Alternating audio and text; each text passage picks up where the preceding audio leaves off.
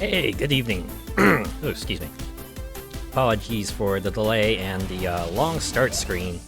I was taking care of stuff once again, but finally ready to start Wednesday and this week and this stream with a look at Formula Retro Racing World Tour. As its name might imply, it's kind of a throwback game. Racing game inspired by what appears to be games like Daytona USA, where you got the low poly-esque look there and the kind of really arcadey style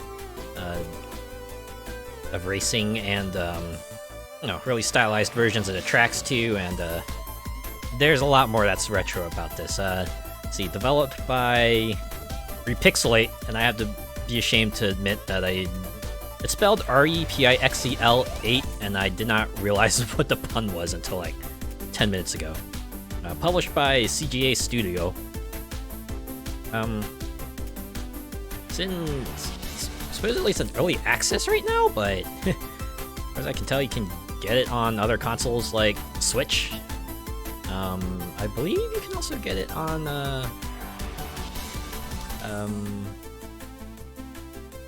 I'm pretty sure there's at least one more console. I'll have to look that up later, but yeah.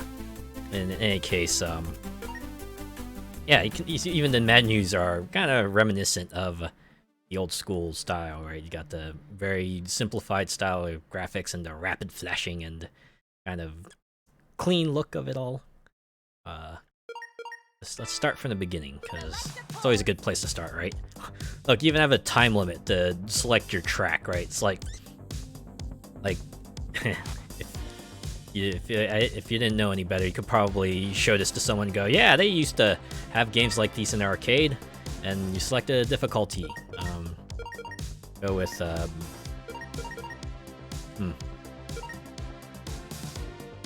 since I already did beginner, well, this is a demonstration first, so yeah, you can choose your style of car and different types of cars, but as far as I can tell, it's like all cosmetic, and you can choose a color scheme as well, a livery as you will. So choose shifting, automatic or manual. I do automatic transmission because I'm not really good at manual. Manual's never been my thing. Give me an automatic transmission, I'll probably seize up and freeze up out of fear.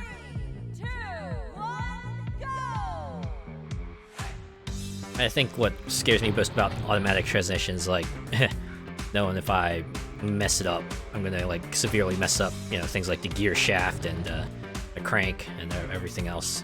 So, anyways, yeah, here we are, middle of a race. Got a very close from behind view. Let's see if I can switch to. They had the controls in that other screen, but I wasn't paying attention.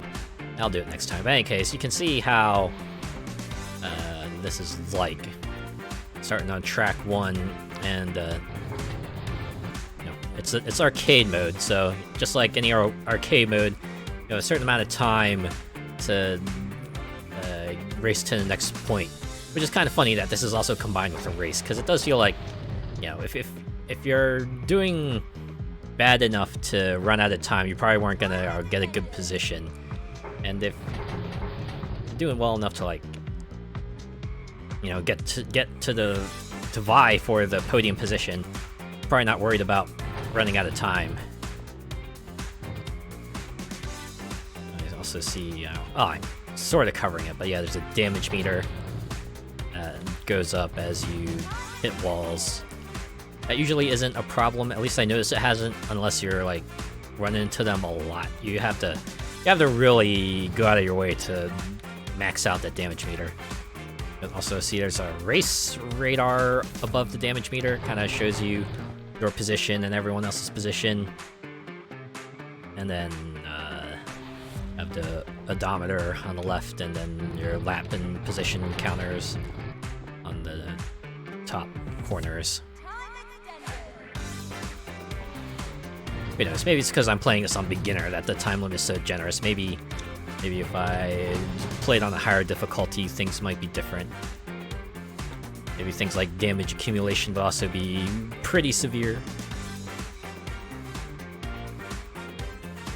So even the music feels reminiscent of the days of old, kind of the instrumentation they use and the kind of style they play it in.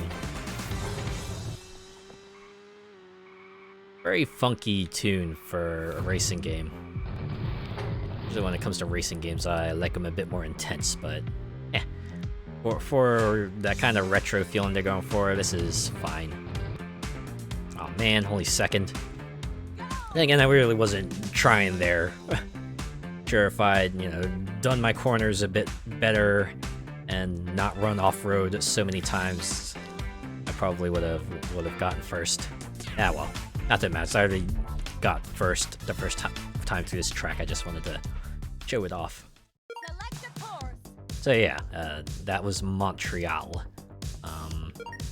Now let's go to Rome. I have second here. Let's see if I can get it better.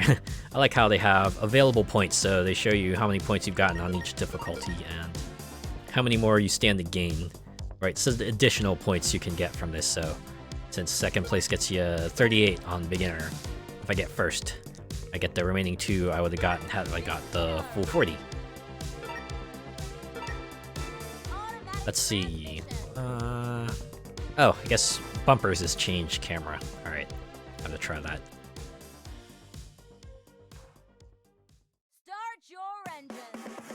I like how the races all start with a rolling start. Getting another inspiration from racing games of old, right? I think I remember correctly, Daytona USA starts like that, as it probably would.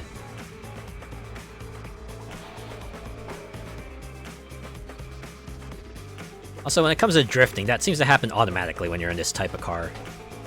Yeah, you just like lean left or right, and your car starts going left or right. That doesn't make any trickier to handle. I'm thinking this is more of a visual difference than anything. Of course, being an old school arcade racer, I wouldn't expect any less. So yeah, the first track we were on 3 laps. This one is 4 laps. So at least tell that this game does take into account track differences when determining how many laps there are. Something I still wish Mario Kart would do. Which again, they have not done that since Double Dash.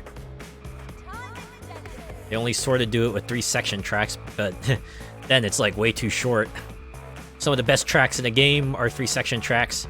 Makes them too short. Like, come on. Would there really be any problem in making like N64 Rainbow Road a 2-lap track? Like, yeah, that would be cool. I would be like really, really cool with that. Wow, I'm second. Second out of 20. Look at that. Take him on the inside. Boom. 1. And I'm about to drop to second again. Nope, I'm not. I noticed my car is conspicuously missing from the race map on the right there. Well, I guess that's why this game is in early access. They still need to work work on some bugs here and there. So they got a pretty solid game here for what they have for now. Yeah. But I'm going like almost 300 kilometers per hour, and it feels reasonably fast, right? Would not say it reaches the heights of burnout, but definitely feel like you're moving. You're moving along this track here, moving through Rome. You know, because it's Rome. They have the Colosseum. They got other important landmarks. I have to admit, my knowledge of Rome is limited to the Colosseum, so well, I can't say much more. But yeah, again, all very stylized. Right, this is a very stylized rendition of Rome.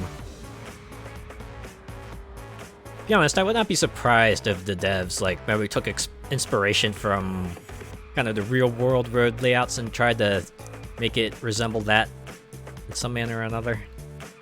At least, while making it race-friendly. At least race-friendly as they could. To be honest, this game does ask you to corner, so they definitely don't have limits as to how race friendly. At least how acceleration friendly, right? How friendly it is to people who just want to hold acceleration down and go.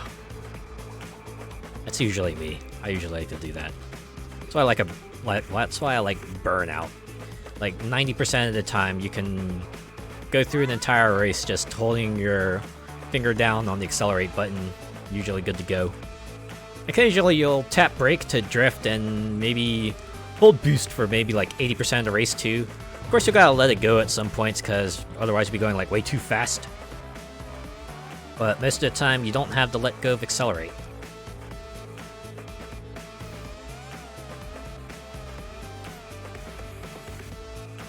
I think I was actually talking with my brothers about games, right? We were talking about like games of old. I forgot how it led to it, but I remember my brother just saying, like, oh yeah, well, what was that game series you were so obsessed about? It was about you just like crashing into stuff here and there. I was like, wait, you talking about Burnout? I was like, yeah, I guess I was talking about Burnout. Guess it goes to show just how much certain things have a different impact than others. Hey, look at that. First place. Let's go. I do like how they have a trophy wall here with all the tracks you have so far. Even this presentation here is deliciously retro. Right, you see it blink in, you see the color of the trophy just blink in, and this vaguely Jet Set Radio-esque type of tune just playing in the background here. Like, imagine this playing a Jet Set Radio when the mission's cleared and your character does a little dance and then strikes a pose for the summary. I was actually watching someone play Jet Set Radio Future not too long ago. I think they started to get frustrated at some points because Future does demand a lot of like platforming precision, and the controls maybe not quite up to the task. Alright, next race, Indiana Oval. Imagine what that's referring to. And why don't we show off the other types of cars? So yeah, you got the I think they're Indy type cars, right? They're like the sprint type cars, right? The cars that you might see in like when you're going down the straightaway. Hey, Molecular Shadow Fox. Good to see ya. So we'll pick a Renegade. I like how the cars have all these names to them. Wonder if they have to like groom of a hat or something. So I always wondered if those like Indy cars you see in races like F1 have like a specific name to them. Don't mind me vibing to the menu music. I know, right? It's a very, very funky tune they got here. So you see here, this race is 6 laps because it's a very, very short track. This is like maybe the one race where you might actually be at a threat of timing out on beginner mode, at least as far as what I've played so far. Yeah. Also, the one track that's actually a challenge to kind of place high because, yeah, these fellas go fast and you don't have that much time to kind of catch up to the front of the pack. Looking at the graphics, it's very virtual racing. Yeah, I was saying, reminds me a lot of Daytona USA, right? The kind of low poly look and the very heavily stylized look and the kind of arcadey, super arcadey feel to it. Definitely calls to mind that era of gaming, right? It's like you could stick this in an arcade cabinet and, you know, show it to someone and be like, yeah, this is the kind of stuff we played back in the day, right? I mean, they even got like the menu style down to that retro-esque style with the very solid colors and the very simple blinking and the kind of clean look to it all. Old school Sega arcade, yeah. They made a lot of racing games. Daytona USA is the one that kind of sticks in my mind most, but I know they've also made other ones like like Sega Rally and things of the sort.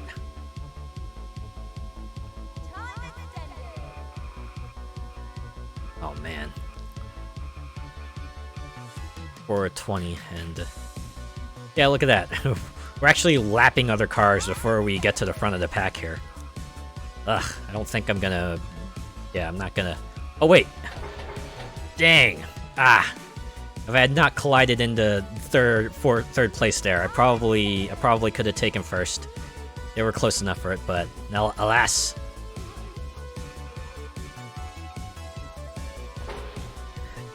Oh, I got second. Okay. Just the lucky crash in front of me lets me take the second place again. You know what? I'll take it.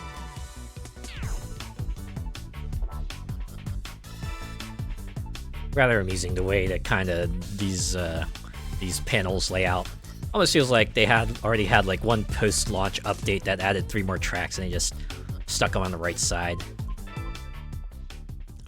Was that car made of Lego or something? The way it just fell to pieces. Yeah, I know, right? Damage modeling, very throwbacky. Even the kind of effects you get when the cars blow up. Yeah, it's actually kind of easy to kind of bust apart opponent cars in this game.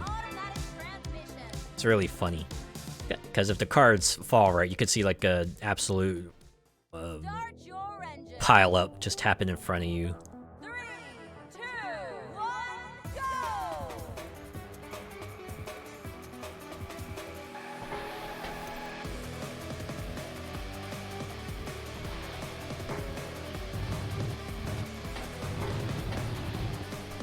Anyways, now we're in Sao Paulo. Whew. Okay. Very twisty track there. Oh man. OMG, this song is bop. Yeah. I'd say all the tunes so far have been hits. This one especially definitely feels like race-appropriate music, right? This is kind of tune you want to hear when you're racing, and you're fighting against 19 other opponents on the track, vying for that top spot. Oh man. Well, they weren't kidding when they said this track would be a drift. Definitely lots of drift-esque spots here. Okay.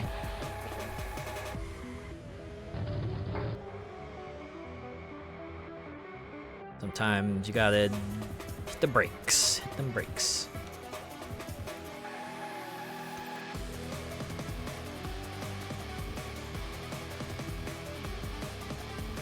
Now, if I didn't know any better, I would say this kind of reminds me of a line.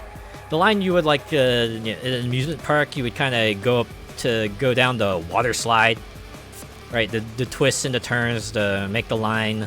That kind of fit everyone in the line into a very small spot.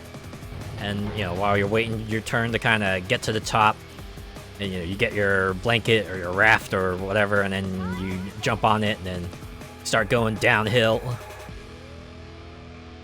Yeah, that's what it reminds me of. Right, this part is the queue here. This is where everyone would be waiting, slowly shuffling forward, while each person takes their turn on the slide. Twisty snaking line with the signs 60 minutes from this point. Oh yeah, for sure. If the line's extra long, you might have some park staff kind of walking through the middle, trying to keep everyone entertained and up to date on anything that might be happening in front. Most of the time, usually good. Sometimes it isn't. Has anyone had like a long queue experience? I've definitely had my share in amusement parks like those, and in cons too, right? Conventions.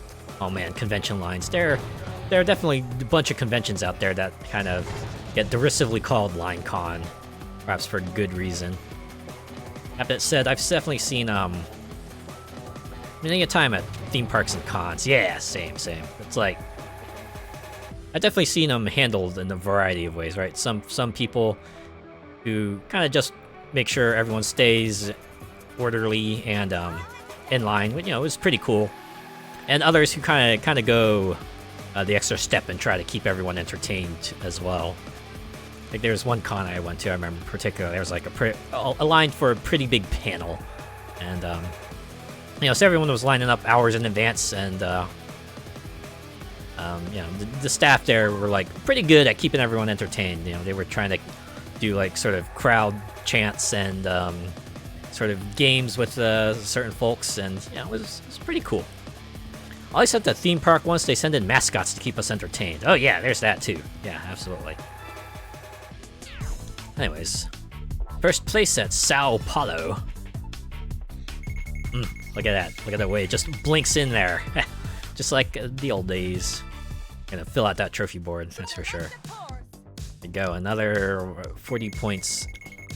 See the tick up in the top right there, 283. All right, let's check out Vegas, why don't we?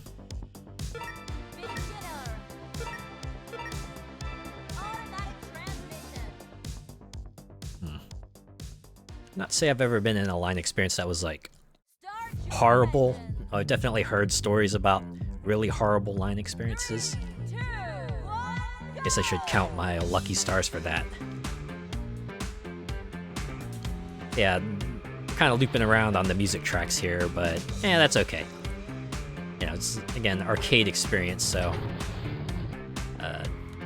not expecting anything big here. Hey, look at that. We're in Vegas, so of course they're gonna have the Luxor. I remember at Confuzzled, there was a queue that was nearly outside the hotel lobby. Oh man. Guess I should be glad I've never been in a line like that.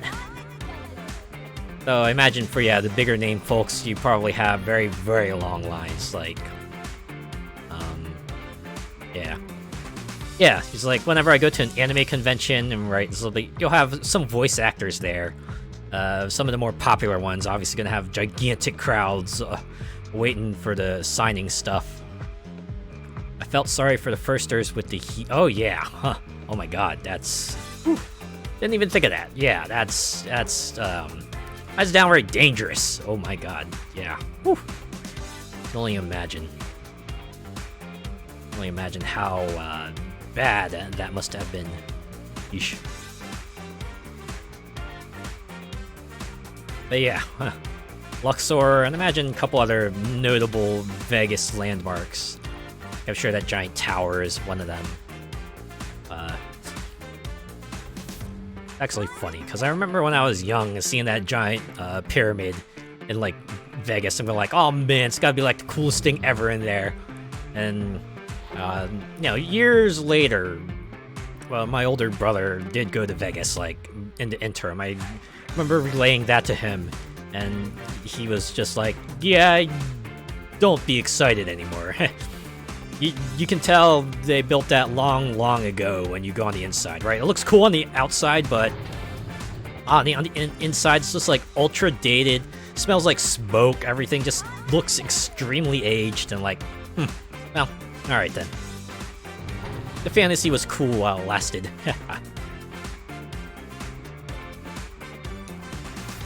I missed the famous Dune sign and the neon cowboy that they tore down a few years ago. Ah, yeah. If I remember correctly, this tunnel was like part of like the Vegas Mall, right? It was like an attraction in the Vegas Mall where yeah, they had that holographic yeah, the ceiling was just like, you know, had like a style where it just made it look like you were underwater or something like that. I think that was what they were trying to emulate with that tunnel there. Granted, I don't think there's like a drivable road like that, but I guess, you know, it's probably distinctly Vegas enough, or at least they thought it was.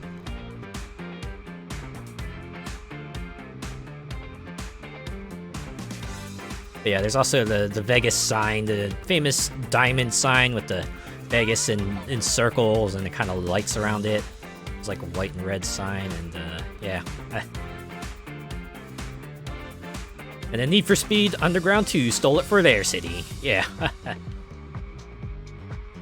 think a lot of Need for Speed cities were based off of real world cities, so yeah.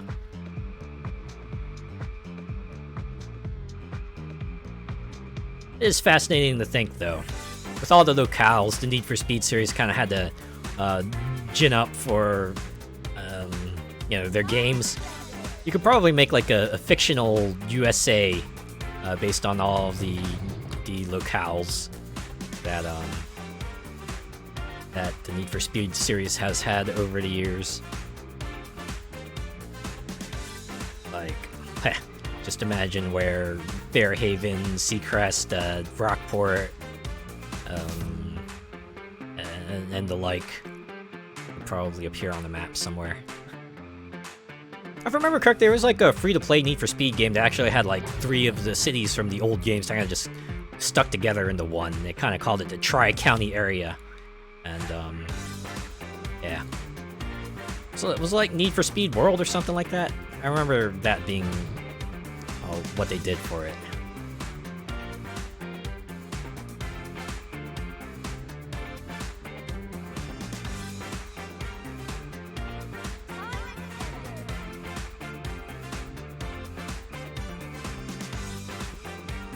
Best thing about the drift being a stylistic thing is I can do this stuff and not have to worry about the car spinning out or anything like that.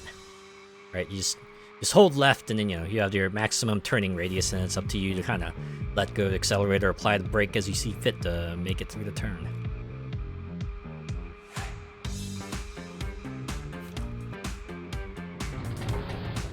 Ow. Wow, I see I racked up about like 50% damage there. That's okay, we're on the final lap. There's no way I'm gonna completely wreck the car unless I do it on purpose. Heh, a lot easier than the drifting on Ridge Racer was, I bet.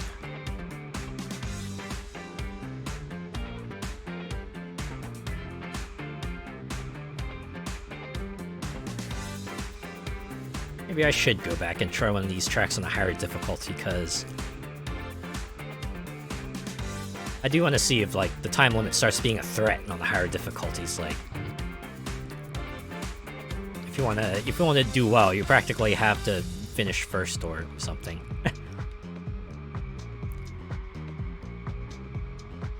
Otherwise, you're just gonna time out and not finish. Which does make it rather amusing that they have points you can gain all the way up to last place. Even though if you're in last place, you're most likely gonna run out of time.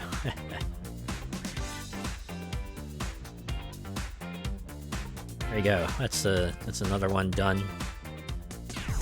Granted, I already got first in Vegas, but hey, you know what? I'm showing these tracks off. Let's go to London, shall we?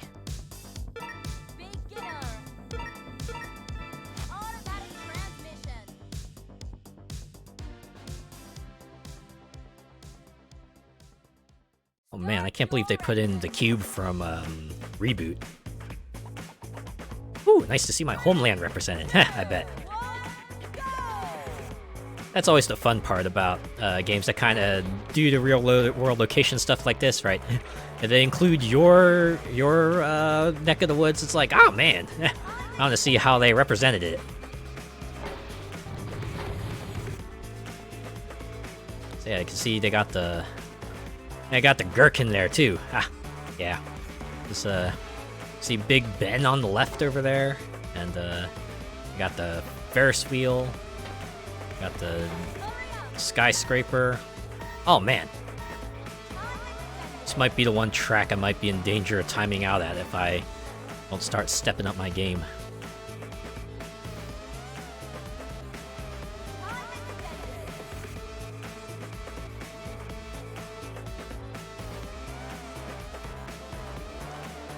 We're going around this for 5 laps, baby. I like how they have flames come out of your car when you wreck somebody. It's like they want to let you know, yeah, you totally took out that fool. Yeah, okay, I think I'm good on time now. I don't think I'm in danger of running out of time anymore.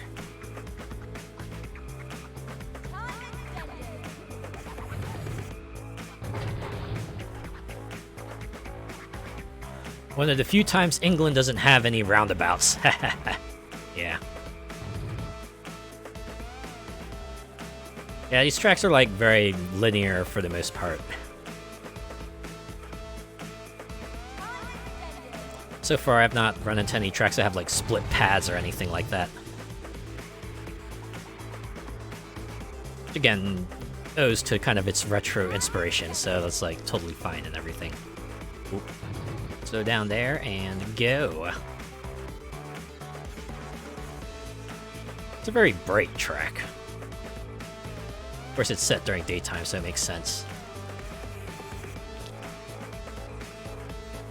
Surprised the London Eye isn't there. Yeah, that would have been another landmark to add, huh? Yeah.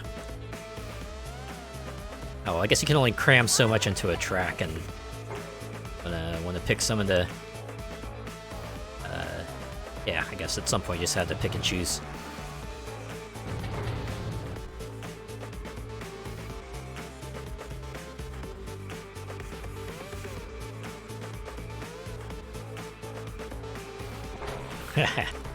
I didn't even need to do that. I just wanted to do that because I could. Yeah. Tower Bridge would have been a nice addition to the track. There we go. I think I got first in London. Yeah, I did. Okay. Next, we're gonna go to Santiago, and yeah, we got first here as well.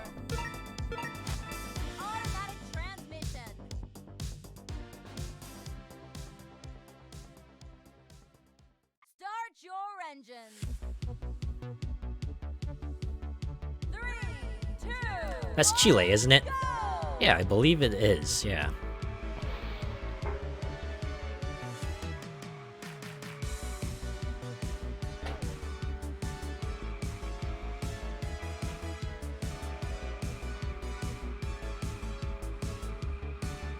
You know, I definitely have, completely switched gears here. Definitely had my, criticisms of the crew, but one of the things I did enjoy about it is how they kind of had, like, it crammed a bunch of real world cities into the game, right? Granted, they're heavily compressed and maybe geographically inaccurate compared to, you know, the actual USA, but it was kind of fun to see, you know, drive through their rendition of places like Chicago, San Fran, Los Angeles, New York, Philadelphia, what had you, to see how they represent each spot. I like how you can just drive from coast to coast, yeah! Just literally just drive across virtual USA in the crew. That was a neat little gimmick you could do. I even had like all sorts of things you could do on the road too, just to make sure it wasn't just a drive from east to west or west to east. Right, you could take up the various activities they kind of stuck on the road along the way, just to keep yourself occupied when you're not just, you know, looking at the sights and going, oh man, I can't believe they actually put that into the game. Or Spider-Man PS4, you know, how they had New York. I remember one particular video that kind of sort of got famous was that one person was playing Spider-Man. They stuck Spider-Man kind of on top of a building, panned the camera over to another building, and they just like panned the real-life camera out the window. And you could see that same building just like sticking right out the window. I'm like, oh yeah, it really, I really modeled New York pretty accurately there. Granted, you know, handful of liberties to it. So yeah, they have the Avengers Tower in there. Might have removed a couple other locations for various reasons, but for the most part, you could go through and kind of go, oh man, I walk by that street every day or something like that if you lived in New York City. And yeah, it's always fun when they do things like that.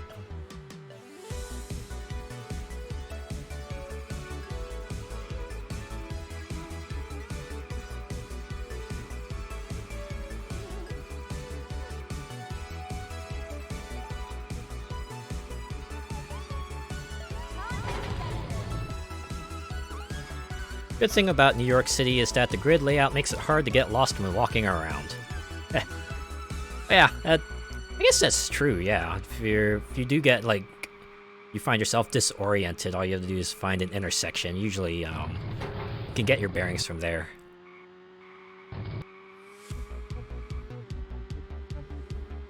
Admittedly, the walking part might be a bit more challenging, but yeah, you're really gonna get lost in there.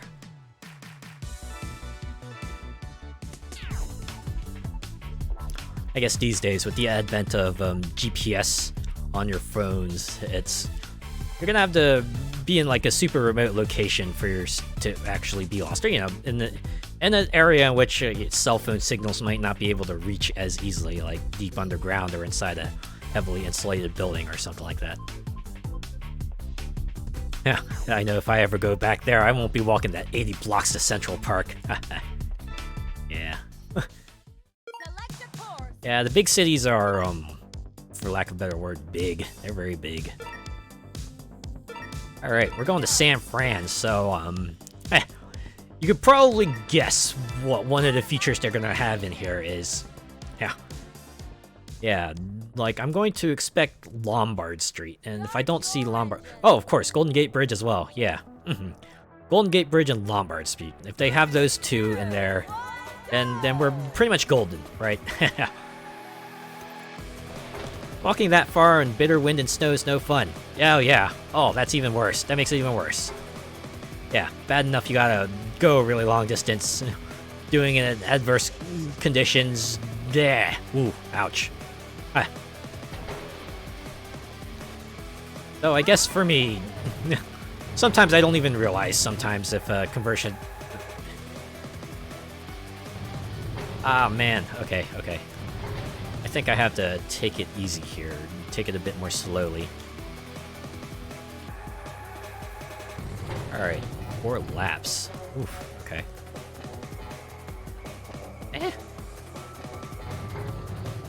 Did I get it wrong? No, I'm pretty sure San Fran was the one that had Lombard. Maybe that was their attempt at, like, representing Lombard, because I guess, real-life Lombard probably would not work very well for a game like this, so they just put in their Lombard analog. It's like, okay, here's a turn, here's a section of the track with just left and right turns, like Lombard, but differently styled. Could at least put bricks on the road or something.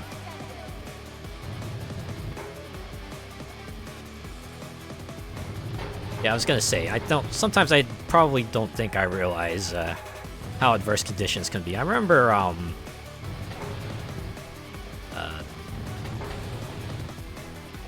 San Fran isn't complete without those hills up in Ashbury District. Well, I feel like they probably represented that here, right? This is a track that has very vastly changing elevations throughout the track. So I think they got that down pat. So yeah, sometimes I don't think I realize how bad conditions can be sometimes. I remember when I was working for a company I used to work for, we had to kind of meet them in, I was living in a city back then, so we were meeting them in like another building other than the one we normally worked at for like an outside meeting. And, you know, we were gonna make our way there, and I remember saying, hey, why don't you just walk? And one of them kind of just said, yeah, you realize, like, we're almost, like, to the freezing point out there, and we gotta walk like 6 blocks, right? No, let's just call an Uber, and we'll just take a ride there. I was thinking, you know what, okay. To be honest, I probably would have walked there myself, but, you know, since I was traveling with some other folks, I decided, yeah, okay, well, I'll just go with them in the ride share and make our way there, right? If they're gonna spring for it, might as well take advantage of it. I don't know, I did share the cost with them, of course, but yeah.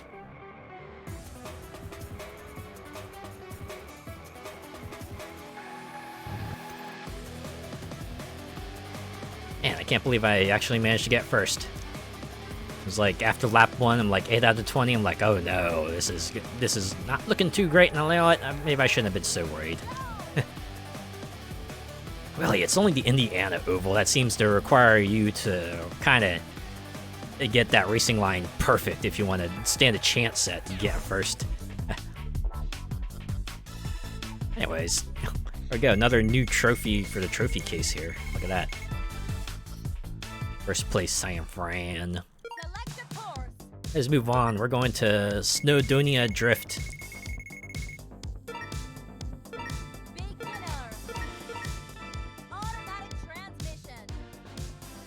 Fortunately, I do not recognize that flag, so not Start quite sure. your engine. Oh, return to England. Ah, I see. Okay.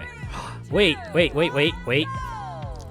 I'm pretty sure this is like, oh my god, this actually reminds me of Forza 4 Wales flag. Ah, I see. Okay. Yeah. Yeah, there was that part in Forza Horizon 4 in England where they had that like gigantic elevated track with a train that goes on it.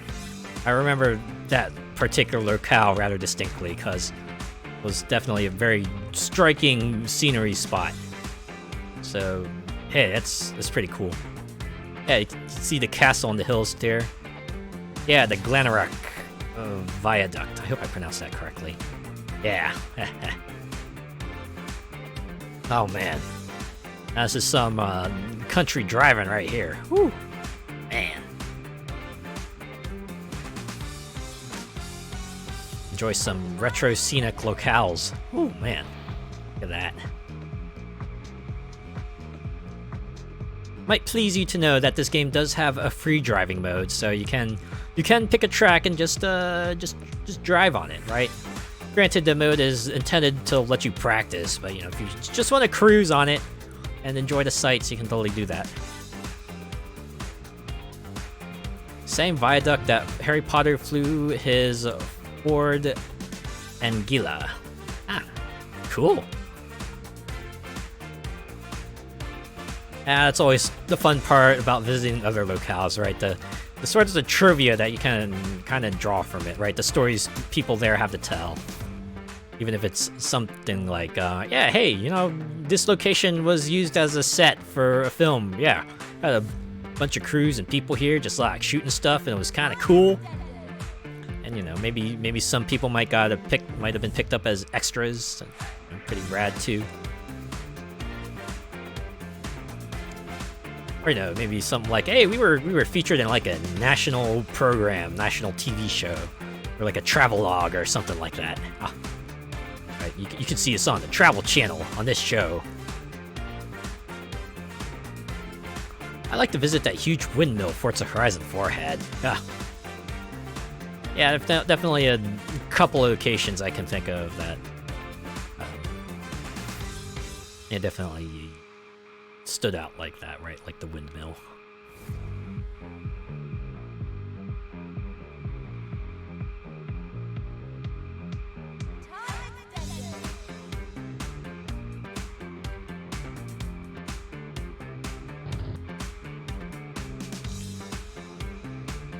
I think Forza Horizon 4 had far nicer scenery than 5.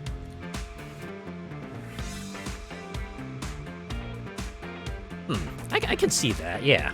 When it comes to kind of locales that definitely are visually striking.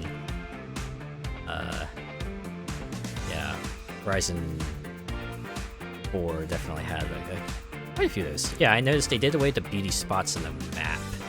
Yeah, they didn't have those spots where you kind of, you know, go to it, press A, and then your character kind of stands at a spot and does the thing while, you know, you get to pan over the scenery while your navigator says stuff. It did lead to some funny moments, right? Back when they still had the floss emote in there. You could, like, go to the waterfall, press A, and then you get your panoramic shot of that beautiful waterfall. It zooms out, and you see your character on, like, the top of the waterfall just flossing. And, like, yep.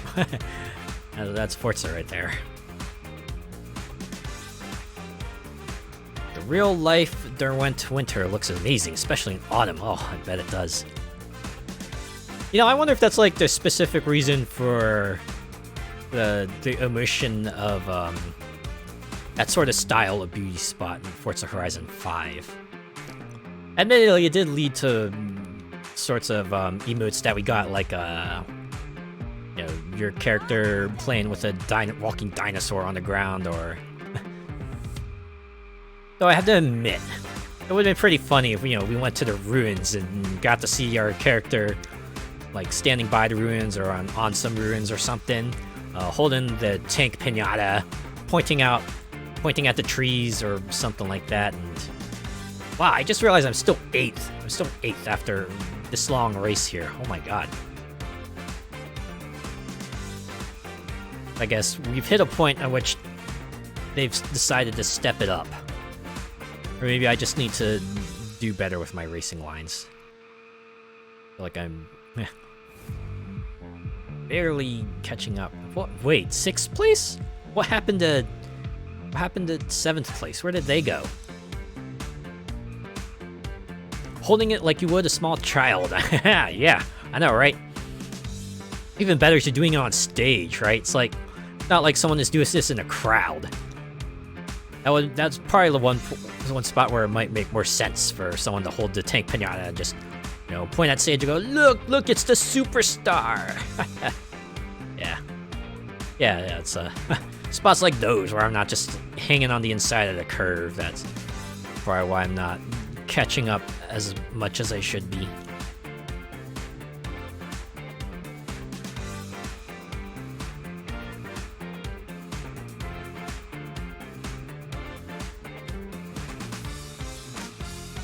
And I know Forza Horizon 5 did have, like, landmarks in a sense, but you really only had to, like, drive up to a spot, and then it would just let you know, hey, yeah, you reached this spot, cool. The counter ticks up, good to go. I think they label it on the map, too. Granted, they kind of, like, printed into the map, like, you know, all watermark-like. There's a few places on the Forza Horizon 5 map that I'd like to visit in real life one day. I think I gotta say that for all the Forza Horizon games, right? They make some of the locales they go to look really good. Well, maybe Colorado excluded, because I think, you know, despite taking place in Colorado, the landscape they created was, like, purely fictional. But yeah, the rest of the maps from, Italy, France, Australia, England, Mexico, more modeled after real-world locales. I googled Playa Azul on the coast here, and the blue waters look so nice. Man, that's the absolute favorite thing about, like, seeing those sorts of overseas beach locales. They just, oh my god, the way the ocean looks, just, man. I can only imagine what it must be like to be there in person. It's probably one of the things you see it and you just you know, feel the worries of the world just melt away, just, you know, live in the moment. Maybe lie down, enjoy the scenery. The white sands, it's like looking at a Bounty chocolate bar advert. Yeah. And here we are in New York, so of course it's New York, so they gotta have the Statue of Liberty. Right, you can't have New York City without the Statue of Liberty. Probably see some other locales here. Whoops! This sort of burnout, that would be a takedown right there.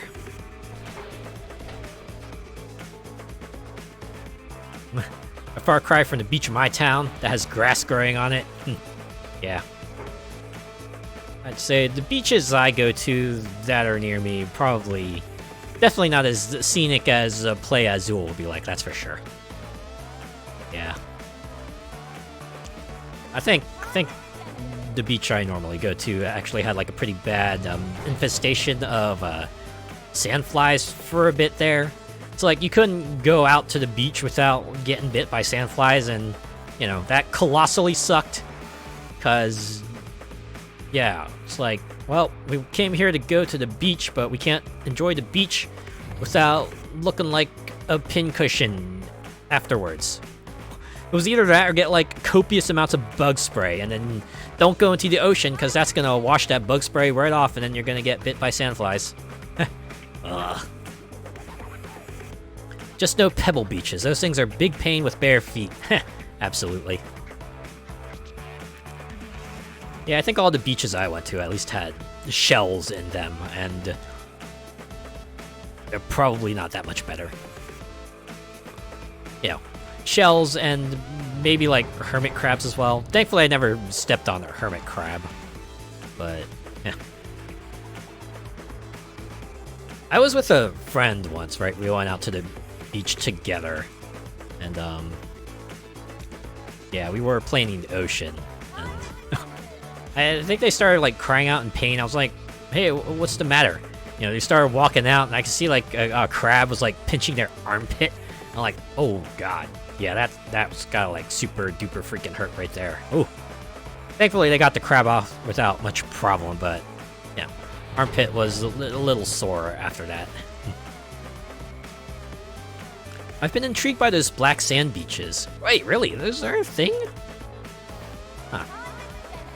That's gonna ruin your day. Yeah, it would. Oh man, black sand beaches. I've always seen them in like movies and stuff, but they always tend to be like those kind of alien-looking sorts of beaches. I didn't realize they were. I didn't realize they were like an actual thing. I imagine those probably like exist near a volcano, right? I don't know. I imagine. At least in my mind, that would be like the most plausible explanation for having a black sand beach. It's near a place where there's like volcanic activity. They're very like the beach on Fortune Island. Ooh, is that so?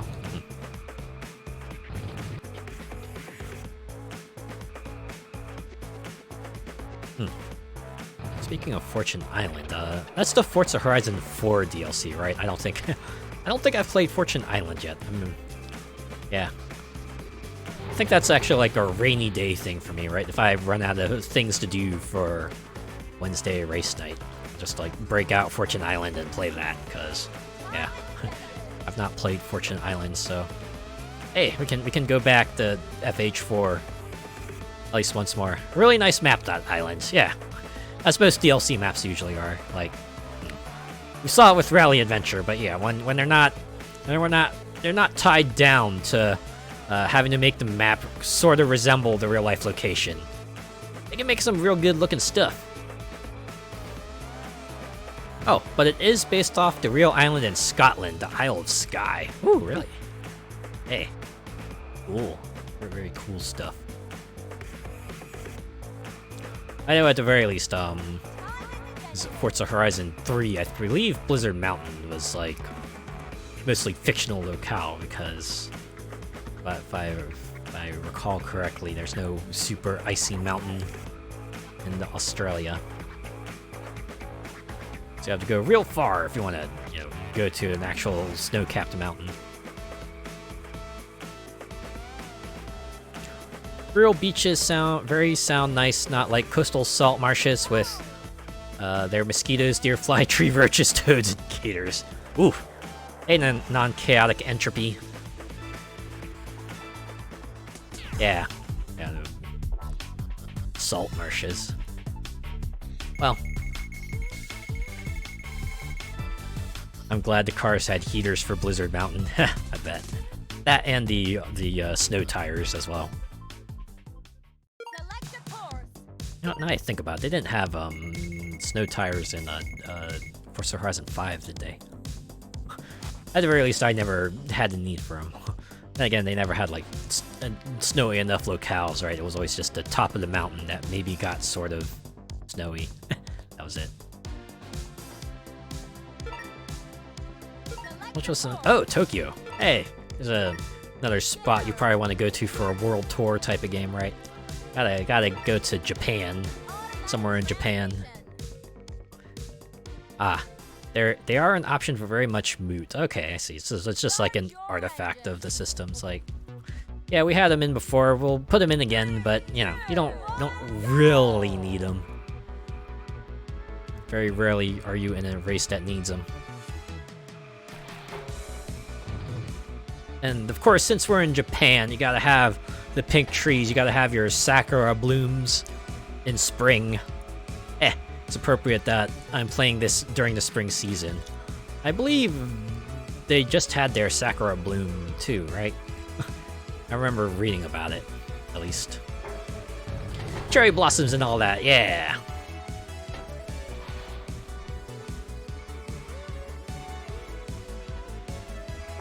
That was always like a big deal, when you see an anime, any anime, right? It could be based on a school anime, work anime, or whatever. You always have like at least a scene or at least some acknowledgement of the sakura blooms. I think that was Tokyo Tower there I just passed by. Yeah. So your iconic locales met. As soon as the cherry blossom comes out here, it blows a gale and the roads are littered with pink. I imagine it's probably the same case with most places that have them. I think Washington, D.C. has like a bunch of cherry blossom trees. They kind of do a viewing like they would in, like you might do in Japan. I know, because a couple of friends like to go down to Washington, D.C. when it does bloom, and I know a bunch of anime-related things happen there, too, of course. Like, various anime conventions come down there to kind of advertise their stuff, and might be other anime, manga-related things happening there, too.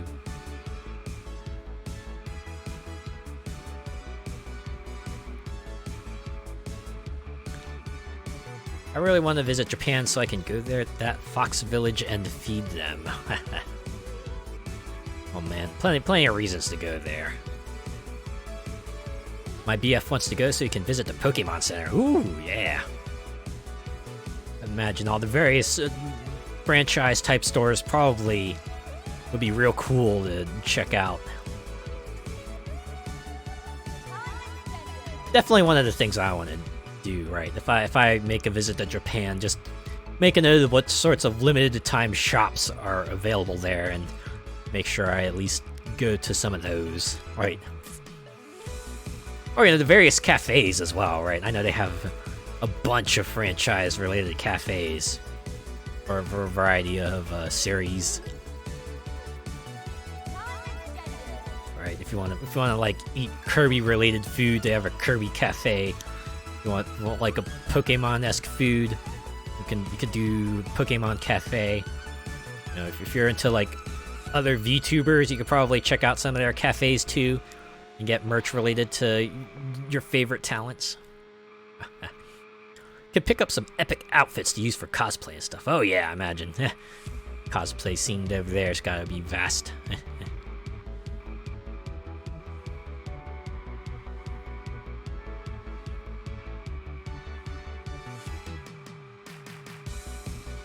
On top of all that, you can check out the locals there too, right? Check out the traditional locales and the history, and maybe check out some food that might be truer to form.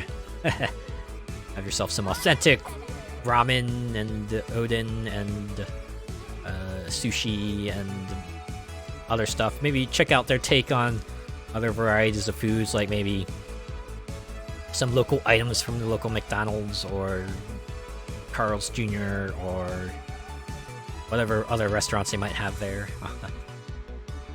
I know their fursuits are just the most adorable with big anime eyes. Oh, I bet. It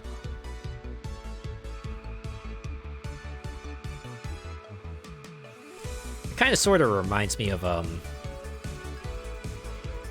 it's a picture I saw a very long time ago, but it's like a Pikachu, and there's a Pikachu mascot costume, and it was like in front of a crowd of kids, and for some reason all the kids decided to just stick their fists into the Pikachu suit's mouth.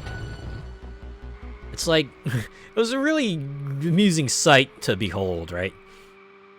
It's like, yeah, you see the Pikachu mascot suit, and it's like, yeah, first thing they thought, it was like, oh man, I wonder how many fists I can stick into the mouth.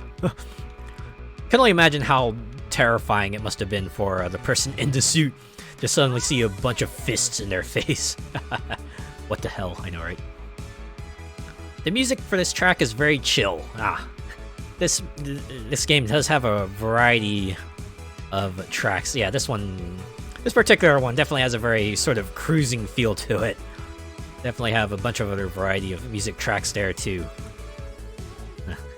Some of them, they range from being sort of, cruise to more intense tunes. What are they teaching them over there? I don't know. It just feels like a kid thing to do, right? You see one kid just stick their fist in the hole and like, wow, what if we all did this? I don't want to be left out. Imagine as as more kids started to put their fist in the mouth, and you just see more kids just follow suit until they just maxed out the mouth hole with fists. Like, I would not be surprised, right?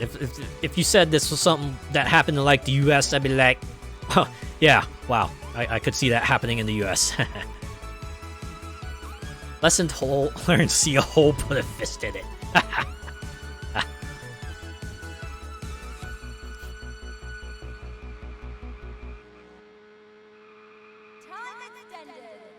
I'm sitting at like 120 seconds. I had to practically deliberately be bad to kind of bomb out the rest of this track. Come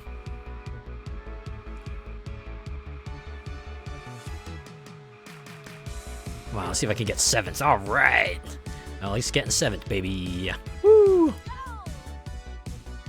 Nice thing about this game is that you don't have to place top 3 or anything like that if you want to proceed, because it's all about points. As long as you hit certain point thresholds, right, you'll unlock the next track.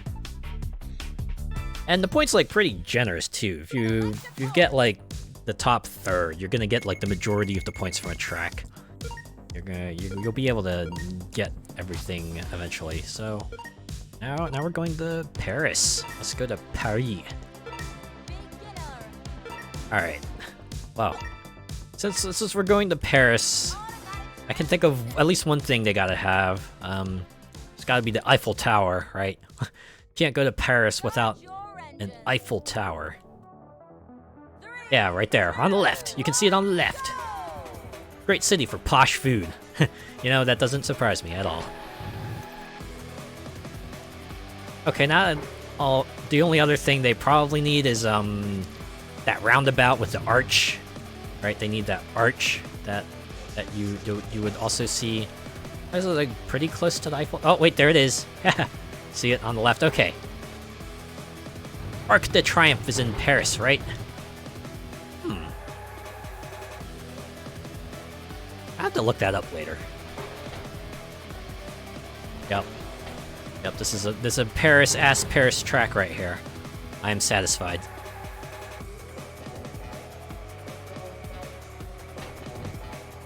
Yes! Okay, cool. Thanks, Melakota Shadow Fox.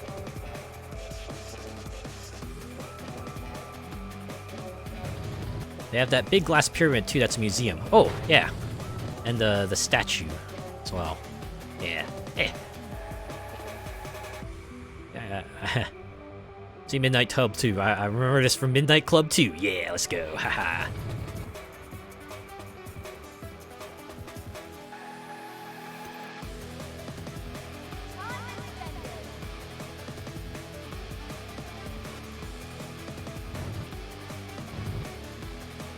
You know, I remember saying that I was gonna see if I can do Midnight Club 3, but it seems like, from what I can tell so far,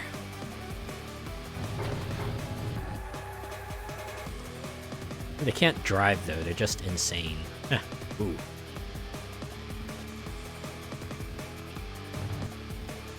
Seems like Midnight Club 3 was only on consoles? That's as far as I could tell. It seems like, usually enough, Midnight Club 2 is actually the only game in the Midnight Club series that is on PC, which is kind of a bummer. Because yeah, I did enjoy what I played in Midnight Club 2. If I want to play like Midnight Club 3 or Midnight Club 1, I'd probably have to jump through some extra hoops if I want to do that. Midnight Club 3 was only PS2 as far as I know, yeah. So I thought they also had like an Xbox version, or that might have been like a different edition of Midnight Club 3. But yeah, I'd have to do some console magic if I want to play other games in the Midnight Club series. So that will probably be way further down the line if I ever get up to it. They did 2 versions, 3 dub edition and dub edition remix. Ah, I see. Okay, okay. Yeah.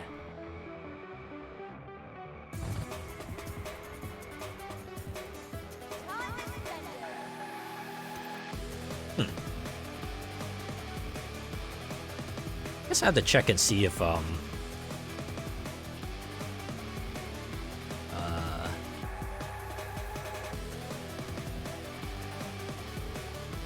bought the same game twice just to get the extra cars.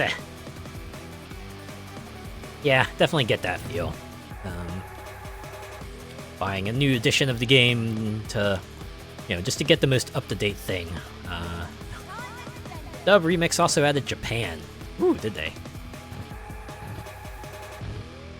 Yeah, if you're gonna add a whole ass extra map in the new version of the game, you probably would be enough to justify a new purchase right there, huh?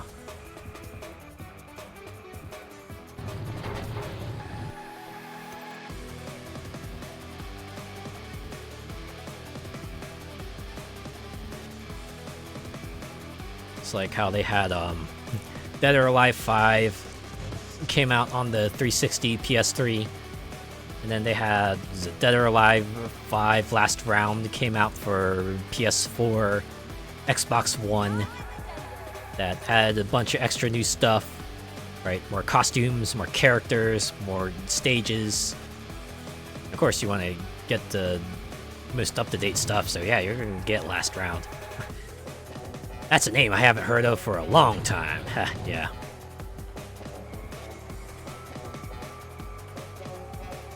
Yeah, Dead or Alive 5 was kind of where I feel like the series kind of super hit its stride there, right? Bunch of characters that people loved, a whole lot of reasons to come back, a fighting system that everyone seemed to agree was pretty good. Yeah. So there we go. First place in Paris. I wonder if this is going to become a thing now. I get first in like every other track. Nice first place finish. Thanks. So now we're going to Miami Drift. This ought to be fun.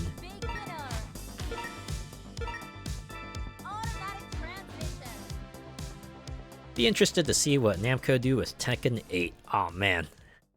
I'd admit, they're doing a pretty good job of enticing me so far. Yeah, I like what I'm seeing, what they're putting out for it. Though I'd admit, I am going to miss all the ridiculous guest characters they had in Tekken 7. It's like, man, we're probably not gonna see Noctis or Negan or... yeah, those two especially. Probably not gonna return for Tekken 8. There might be a case for Geese and Akuma, you know, considering they're fighting game characters, and you know, people enjoy their inclusion. I know I did.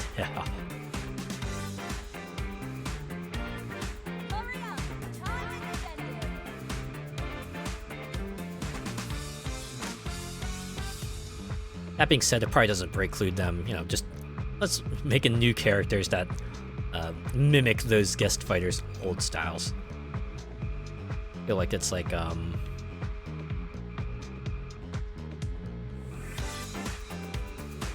Soul Calibur, I think. New characters that kind of took moves from characters or old fighting styles from their previous games in the series. Beast Howard is just a beast, especially in King of Fighters and Fatal Fury. Ooh, yeah. I mean, he is like an end boss character, so it makes sense he'd be an absolute beast. And oh my god, wow, woo. Okay, this might be the first track in which timeout might actually be a threat. Oh, admittedly, I feel like I'm doing okay so far. So. Boy. Okay, I was doing okay until I kind of ran into that car there. Oof, okay.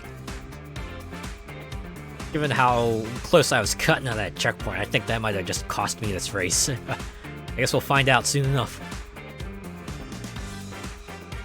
I love that long hair look he had a while back.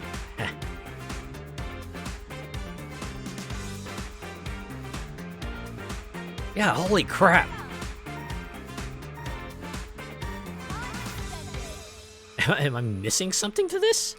Do I just need to just hug the inside of the road very, very carefully? Just gain as many seconds I can. Ooh. Of course, try not to wipe out too, because, oh wow.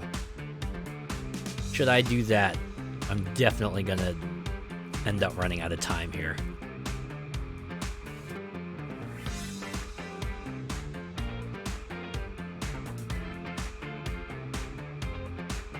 Man.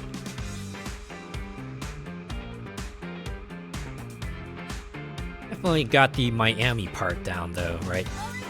This is definitely the kind of track you expect to see in Miami. Oh my god, am I actually gonna run out? I actually ran out of time. Holy cow. That's a first. Well, ain't arcade mode for nothing. Are there nitrous boosts? Nah, there's no boosts, unfortunately. You just gotta race good. Don't collide much. Make sure you don't go off-road very much either.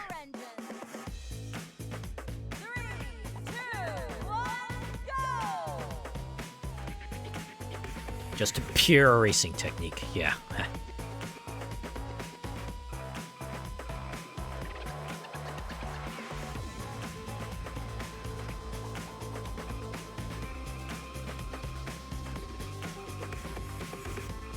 Was tough course. Wow. Okay, yeah. I mean, they both make sense, but yeah. Woo! Of course, you actually are in very much in danger of timing out if you don't drive good.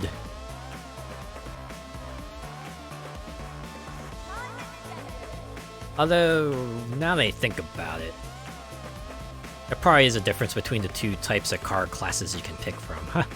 Considering I went through the checkpoint with like 10 seconds to spare as opposed to single digits. Oh.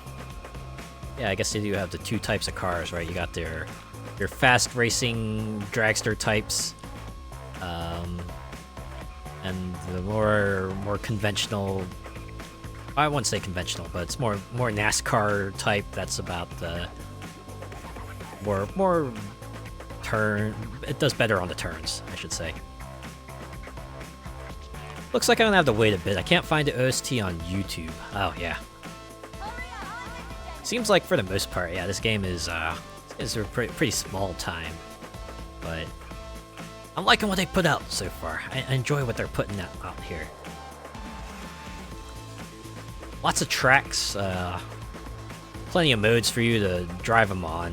Very, yeah, it's definitely a good variety of scenery you can look at. Enjoy the arcadey style of racing, where it's just hold accelerate for a good amount of the race, maybe take care of the turns while you're going through them, but yeah. It's just all about getting to the front of the pack. Good variety and good challenge too with some of those tracks. Oh yeah, that's for sure. Yeah, tracks like San Fran that definitely demand a lot of your attention and kind of require you to know when to apply the brake.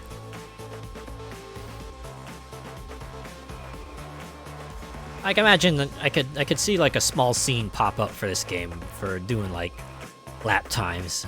You know, as most racing games usually have, right?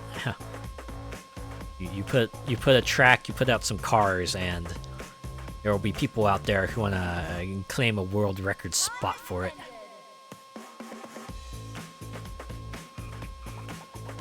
Ah man, okay. Yeah, okay, so there definitely is a difference between the two classes of cars. Does feel like the the Indy types of car, the Indy cars are more suitable for high speed, fewer curves, while the NASCAR type of cars are better with tracks that have lots of curves. All good until it gets littered with hackers. Yeah. It's like one of those things you hope that the company's just vigilant with, keeping them off the board, or at least, sniping them off when the spots get on there. Like with Loot River, right? Like Loot River had 2 people complete a run in no time. They just somehow made it to the end. Like, unless they were Dio Brando or something like that, I highly doubt that they were able to complete a run in 0 time. Yeah.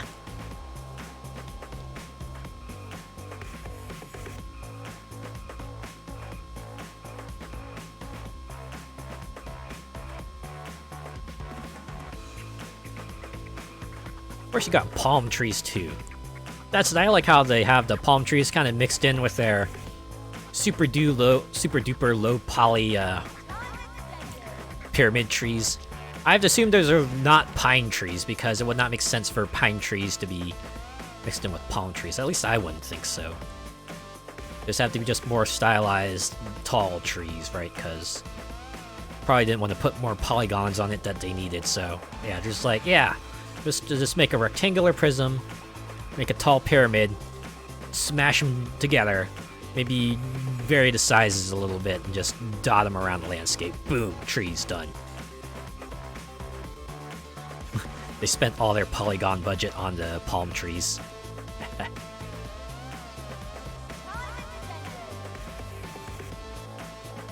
That's probably like a very real thing you had to manage, though. It's like your resource management, right? You don't want to render parts of the track you don't need to with too many polygons, right? Like buildings in the distance, you don't need to have too much detail to them, because you're only going to see them from afar. So it's okay if you maybe fudge detail here or there. It's making me want to fire up the 32X and play some virtual racing. Heh, I'll bet. I think maybe after this I'm gonna go watch some Daytona USA videos on YouTube.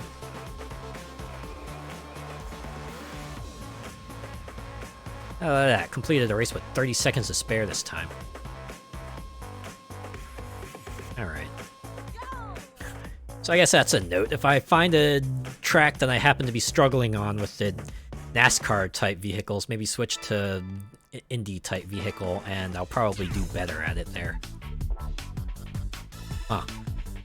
Now I want to go back to Snowdonia and Tokyo and try those again. Maybe later. I remember Forza had a nod to Daytona with La Racer story. Ah, did they? It's pretty cool.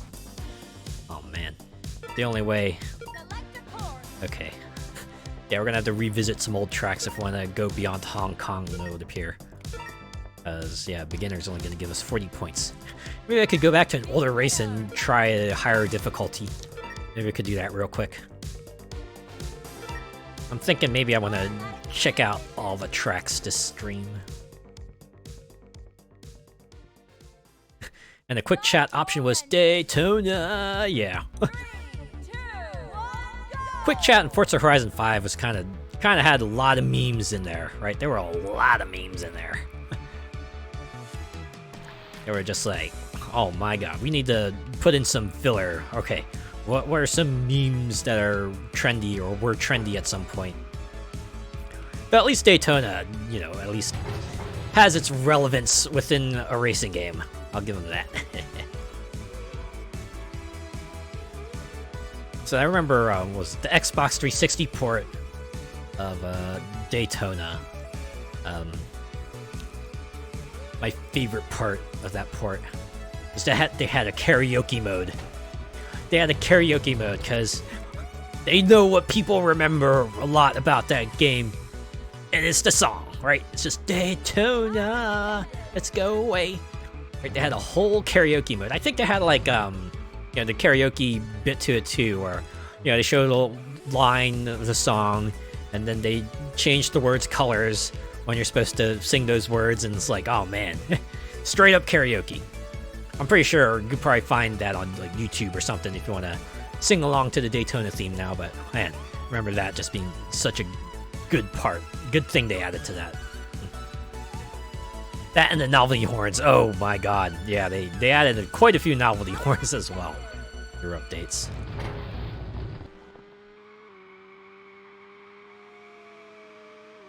Still remember the slot machine that was constantly rolling on a gantry above the track. Oh man.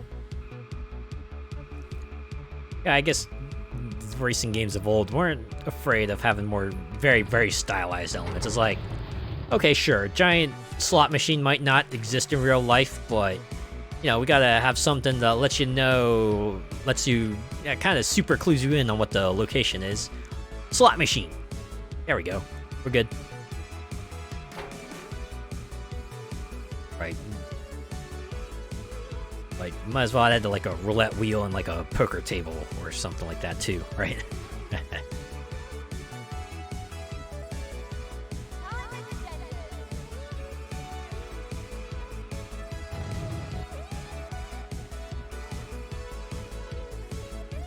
I guess this is another track. I probably should have taken an IndyCar.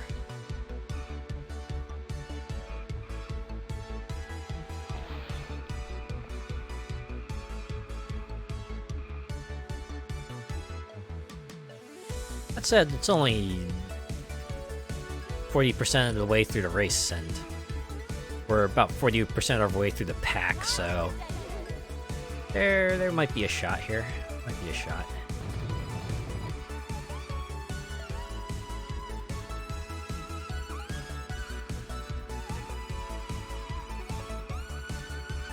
According to your speedo, it tops out at the same speed as the IndyCar. Oh, you know what? You're right. I remember glancing down there, and neither of them, both of them got close to 300. Huh.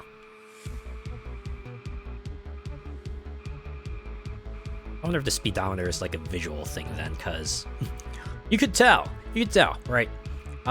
When I was driving the NASCAR style car, I was barely making it to the checkpoints. And with the IndyCar, it was like, oh man, I've got like so much extra time there. Holy cow.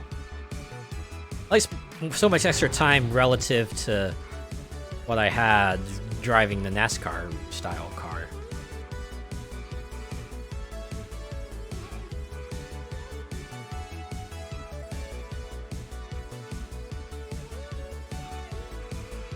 Oh.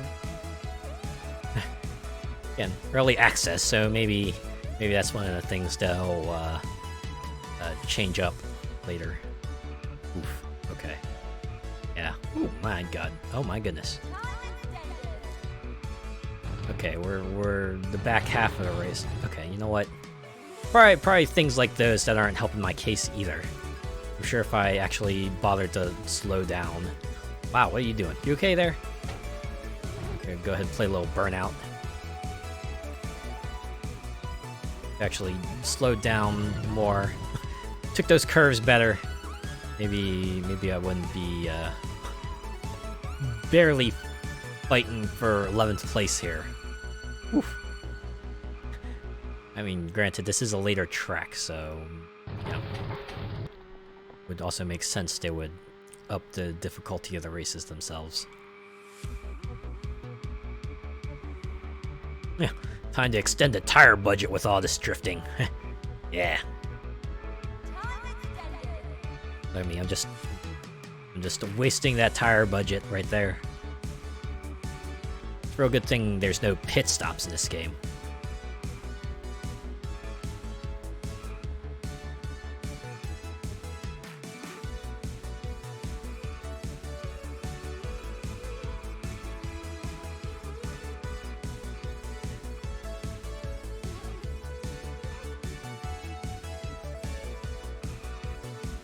I like how this music track, it's kind of like in the middle of the other ones, right? It's not quite as chill as the one track, but it's definitely not as intense as the other track as well.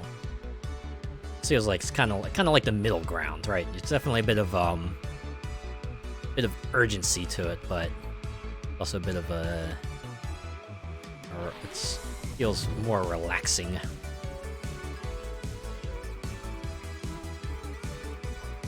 Mine can only last about 5 minutes before it's down to the steel belts of the tires with the traction control off and sliding it. Woo! Oh man. So you gotta be real careful there. Oh boy.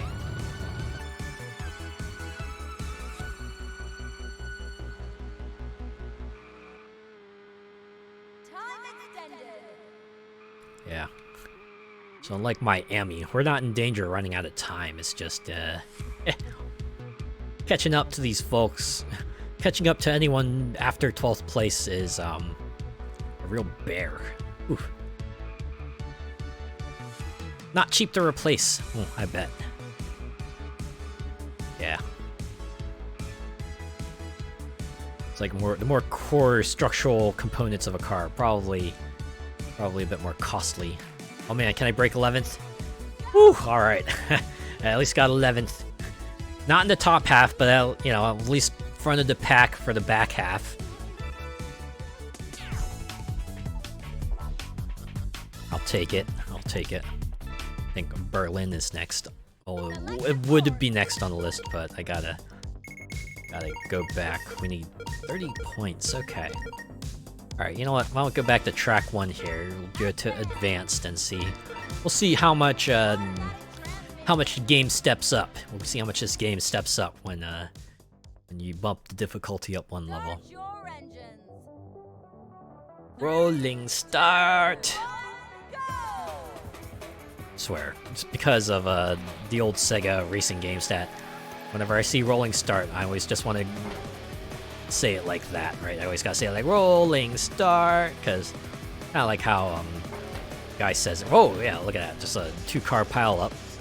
Allows us to bump up a couple positions, a couple more. Oh yeah, I can see the time limit is a bit more strict here. Oh, it's hitting single digits when I wasn't doing that before. Oof. I think damage is going up faster too. Already at like 50% damage, or not even at out of the first lap. Definitely emphasizes getting those racing lines right. Ooh, I see you also get damaged by fighting with other cars. I mean, makes sense, but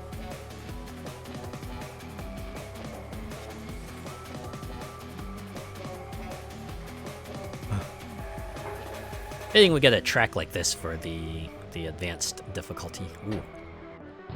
Wow, look at that. If that were Burnout, we'd see like a smash cut to the car crashing and burning while Takedown appears on the screen. I get another bar of boost.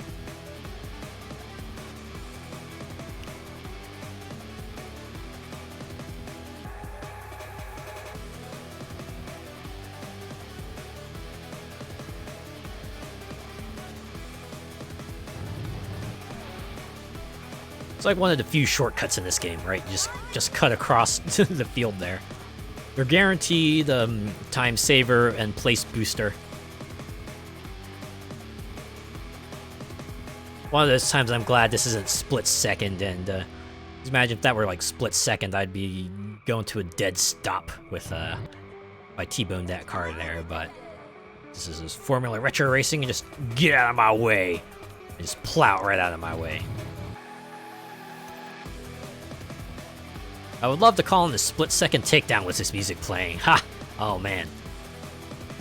Yeah, I could totally see that. Maybe just get that tower to the left there, start collapsing or something. Yeah. Now we're talking. Hey, look at that, first place. Of course, this is track 1, so I kind of am not surprised that they would ease us in to the advanced difficulty here. There we go, gold trophy. Let's see, there's like three, 4 tracks left, so I should probably do a couple more advanced races. Actually, I could show off the other modes real quick, and we'll swing back around and check out the arcade mode. But yeah, they have Eliminator, This is a particularly fun one. Let's go to Rome for this one. Beginner. Automatic transmission. Now, Eliminator in this game is not quite the Eliminator you might expect if you're used to the Eliminator style modes you see in like Burnout or Split Second. 3, 2, 1, go! So yeah, the event itself doesn't start proper until you hit 10th place. But, once you do that, I think you have a minimum position that you have to be in after each lap, right? It's like after each lap, you have to be in a certain position. I think that requirement goes up, and you get points based on how many laps you manage to complete. And depending on the difficulty, you get a different number of points. So yeah, on beginner, it's like you get 1 point for each lap you manage to complete. And you saw on advanced, it's like 2. I imagine the highest difficulty you get 3, maybe 4. Could be 4. In any case, you higher the difficulty, the more points you get.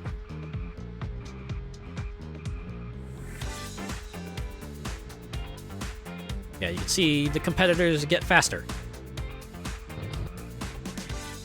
So yeah, you just keep racing until eventually you kind of get below the minimum placement requirement, and then the race is done. That being said, I wonder how long I'm going to last on this difficulty here, because I'm kind of smoking them right now. Yeah, I'm pretty far ahead here. Oop. That was a corner. Imagine once the cars get very fast, that would be the point at which my race would be over. But definitely calls back to the other old school concept for games, right? Where the way they make things harder is to make them faster, right? You finish a loop, you survive a certain amount of time, and it's like, alright, now everything moves faster. Right, the enemies move faster, the projectiles might move faster, you might see more of them.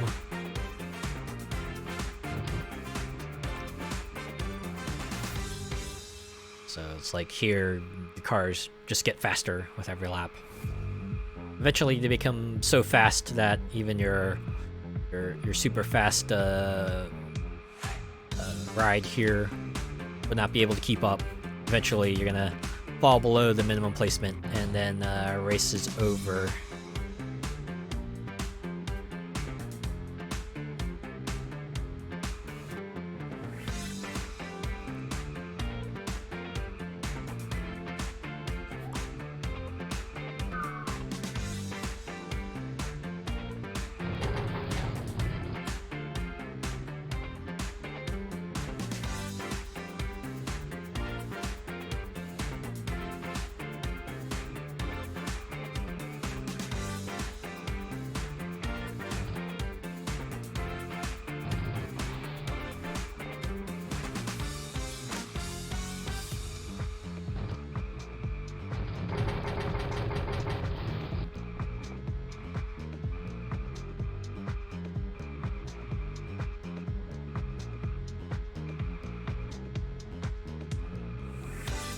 I guess it's either that, or you manage to max out the damage meter, your car blows up, and then you're eliminated.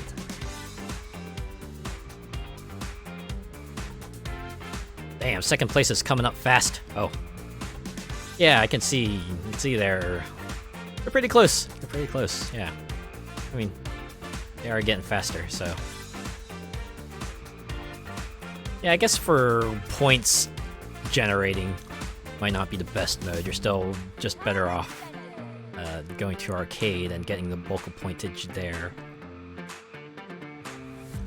I mean, you don't even need to do too well, right? So as long as you're bound to get first on a good amount of tracks there, so you should be able to progress your way a good ways up. So yeah, and now you just watch them just pull on ahead. they'll just keep on extending that gap. But it's okay. It's always a flat 1 point, no matter how many laps we finish, thankfully. Poor 20th place there. Their steering wheel seemed to have broken. Their what do you call it? Steering column might have broken.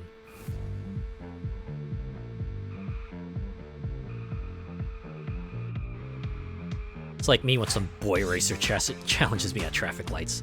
Oh man. I've definitely heard my share of revving motors. I've lived in a bunch of cities, and as you might expect, street racing kind of a thing that happens. Right, you just hear just the engines just rev up, and then eventually you just start fading into the distance, and like they must be going at it now.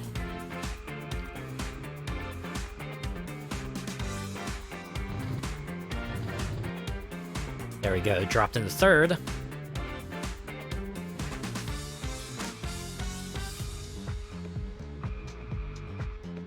Sometimes it has to be done to put them in their place. Yeah, it's like, you got many more years to go before you can beat me, fool.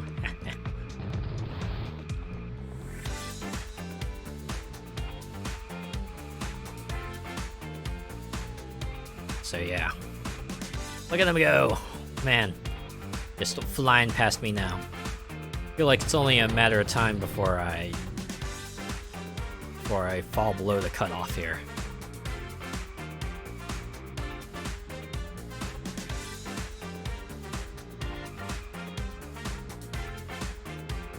Getting harder though with all the CCTV cameras around town. Oh yeah, I think I was watching a program about all the tech they have around them now. It's like, yeah, now we can kind of get the cameras to kind of like auto capture a license plate number if we need to. We can just go ahead and serve up the papers to the appropriate parties once we cross-check the license plate numbers and all that stuff. Yeah, I think my parents were telling me about how they were driving to go to their vacation spot. And, they didn't think much of it until, like, a couple days later, they come back, get their mysterious envelope in the mail, and they realize, this camera apparently caught us speeding or something. They have the picture in their letter going, all right, now we got this form here, you're just gonna pay us your fine, and then we'll call it a day. I can see their uses, but it's such an invasion of privacy getting videoed every time you go out. I definitely agree with that. Yeah. Definitely feels a bit much, that's for sure, right? I know my parents were also super annoyed about, getting those papers, because it's like, I think they said the road that they said they were getting fined on didn't have, like, a clear indication that there was a speed limit at all, so just sucks. Yeah. Oh god, in the big cities, ours have facial recognition? Ooh, man. Yeah, that's where it, yeah, that's, yeah, that feels like a step too far. Whew, okay. Yeah, ouch. Yeah, it's already weird enough, right? You see it on those TV shows where they're like, okay, we're gonna bring up this security camera footage. And granted, that's like pretty unrealistic to begin with, but yeah, the fact that just do this, offhand now. Don't need to do anything, just plug in the system and watch it go. Man.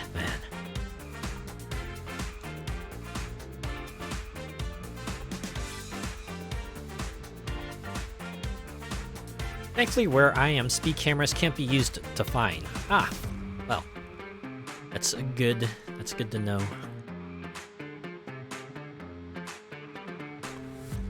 Yeah, I think my friend was telling me about the old GPS systems, right? It's like, or I feel like even GPS programs now, right? They have an option where you can turn it on to let you know if there's a speed camera nearby. Right? It's like, yeah, my GPS marks the cams on the map so I can avoid them. Yeah, GPS is, you can, if they don't have them like built in, you usually can download the mod or something for it that lets you get clued in onto where the speed cameras are. Too bad it can't be like Forza Horizon or Need for Speed Most Wanted, where you want to barrel past the speed cameras as fast as you can. Right? Forza Horizon, it's like you want to do it for PR reasons, and Need for Speed Most Wanted, you just want to do it to kind of stick it to the Rockport Police Department.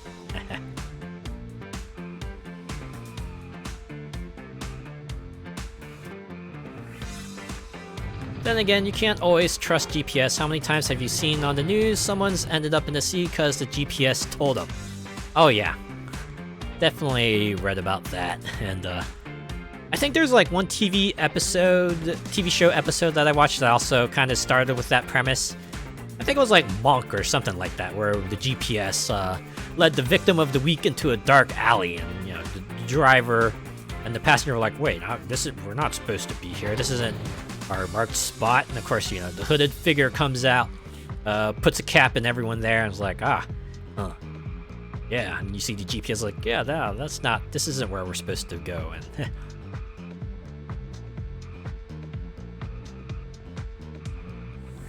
yeah. I feel like these days GPS is like super reliable, but yeah, there will be some points where, it might not get the granular details, right? And you do have to kind of work your way from general point to where you need to go.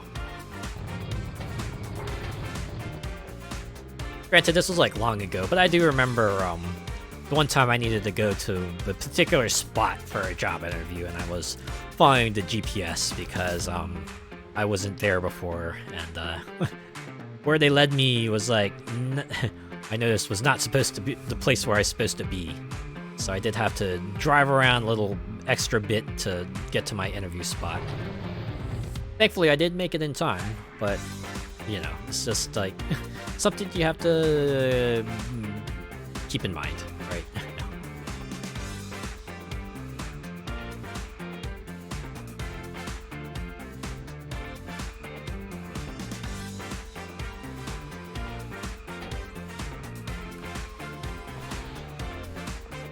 Alright, my damage bar is like completely maxed out, so I feel like at some point my car's just gotta like fall apart, right? It's like next significant wall scrape I get, or next hit from a car I take, my car's gonna just fall apart like Gumby.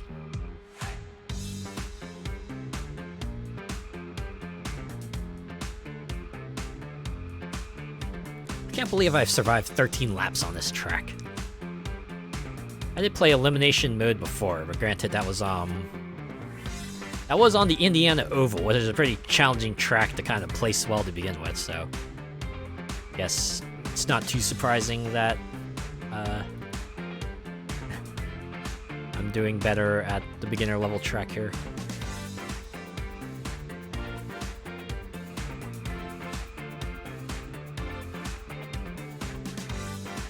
You're in the groove. You know what this actually reminds me of? The Wipeout series, right? They had the zone mode where, the zone mode where you would like race along the track, and your goal was to kind of get as far as you could before you blew up. And like every section you cleared, your vehicle would just start getting faster and faster. Kind of reminds me of that. Although instead of your car getting faster, it's everyone else getting faster. And while it is yet unknown whether they have like sort of a max damage ends the event, it definitely has it definitely has a cutoff, an acceleration-based component. Said it would be pretty funny if like in Wipeout zone mode they also gave the track like a a neon-esque makeover, right? Make it more Tron-like. Give everything more solid colors. I honestly forget what the minimum placement is. I imagine it's probably like 10th place, considering you have to be in 10th place to... Uh-oh, it's flashing red and yellow. That means I'm, like, absolutely critical right now.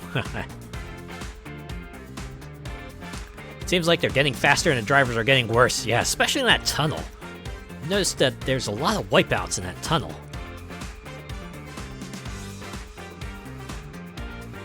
I wonder if it's just like a thing they have the AI do. Oh, this might be it. Yep, there we go. Look at that. Black and white. That's how you know the event... Wait. Oh. Okay, so... blowing up your car is not the end of the event. Seems like anyone that takes 5th just disintegrates. Yeah. Okay. So you definitely lose some places, because, you know, you're still crashing and burning, but alright. So this isn't following, Burnout Road Rage rules. It's not max damage ends the event. Wow, I thought that car was actually driving, but no, I think that was just like the charred husk of a car that blew up. Just sliding past me. Yeah, I imagine it's 10th or below. If I get 10th or below, and I can't make my way back up to 10th by the next lap, then the race is done. Getting Wreckfest vibes from all this destruction. That's it, I'm still managing to hang in the 5th, so... Granted, even that's starting to get trickier, but yeah. The rate at which everyone's wiping out, it's not too bad. Yet. Alright, so we've definitely lost 6th place now. It's all about trying to maintain 6th for now. Yeah, eventually this is going to end up. There we go. Okay, so it can take me on the straightaways. The straightaways is where it's most dangerous. Oh, here comes 8th. Alright. Alright, this might be the lap. This might be a lap where I finally fall out. Especially on those straightaways there. Feels like I can at least maintain my pace or keep away from them as long as it's yeah. Oh my god. Look at them fly. My god, that Charger Daytona got space forced.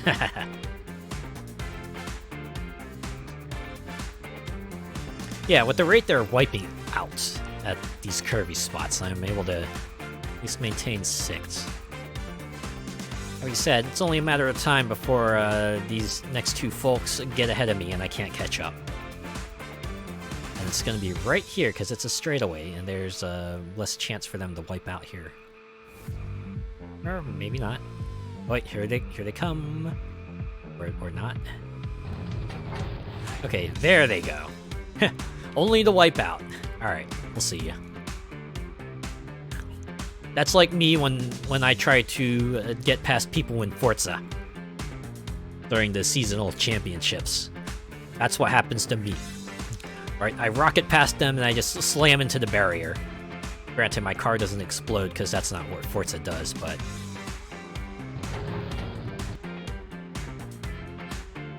We've all been there, yeah.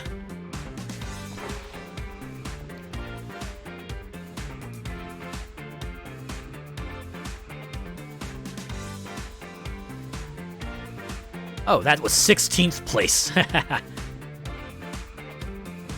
Yeah, I'm not even concerned with them. It's just I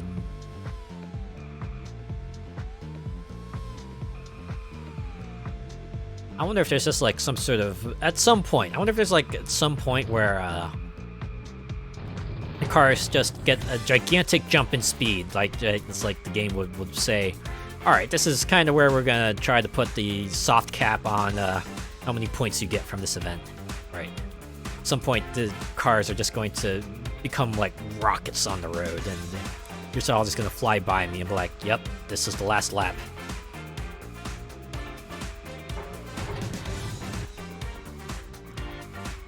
Copper Canyon is bad for that. You pass them and end up hitting those railway supports. Oh my god.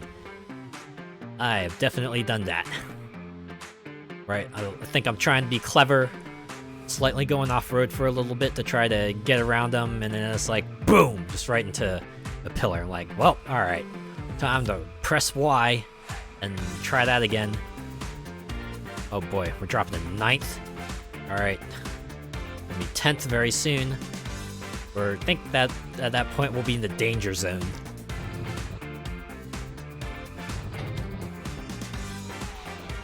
Although, to be honest, at this point, I actually would not mind. I mean, definitely racked up the points for this event here.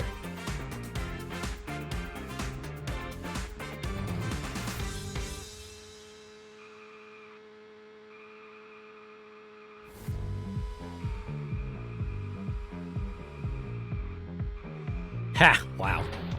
They tried to get around me and they just end up hitting the wall.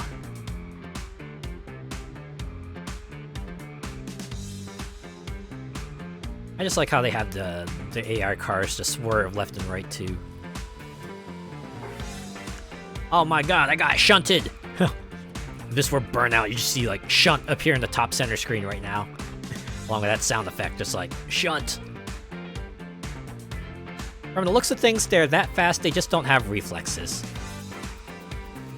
It's basically like how old school computer players worked, right? They compensate for the lack of, you know, proper artificial intelligence by just by giving them kind of jacked up reaction times. They're just flat out better stats than you. At least in this game, I'm cool with it because, you know, retro racing, so at least stays true to that convention. A field of power builds, yeah. Everyone here is running X-Class and I'm just S1.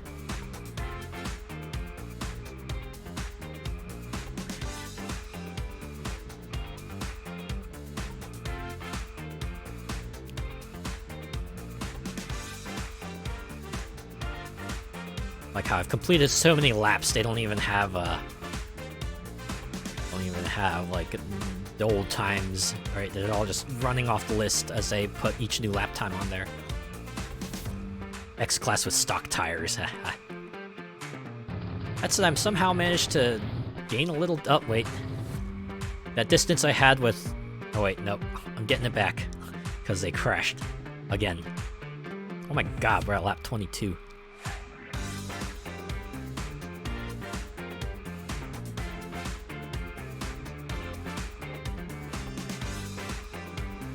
I can see us losing at least 2 positions.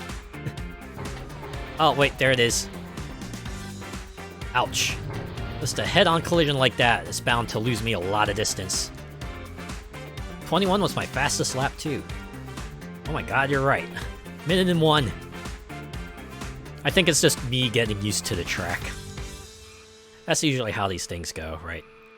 Your first run through the track, you're just like bumping into every wall, every which way. But you start learning the track, you start learning the curves, you start learning where you need to let up on the acceleration, maybe apply the brake if you need to. And, you know, you see your lap times just gradually improve from there.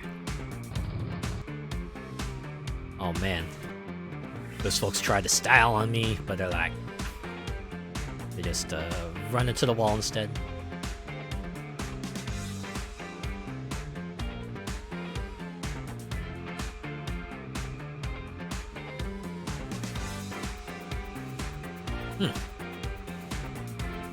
Although looking here, I'm guessing those tall trees have to be pine trees, because definitely got like the more tree-ass trees dotting the landscape here. Maybe that's like their polygon budgets, like we can only have one extra type of tree, so Florida gets the palm trees and then Rome gets the trees. Like how I do monthly rivals. First lap is just a warm-up, and then second lap is the flying lap. Yeah! That's also how I do rivals, right? Especially since, you know, lap 1 is where you do like kind of the still start, so if you want a good time, you kind of want to be going through the start line as fast as you can, because you want to shave off all the seconds you need to. Well, you know, invariably, first lap you hit the wall. You're like, oh, we're gonna flag this time, and well, if you want a clean time, you just have to do another lap then. That's happened to me a few times. Yeah. All right, 7th, get out of here.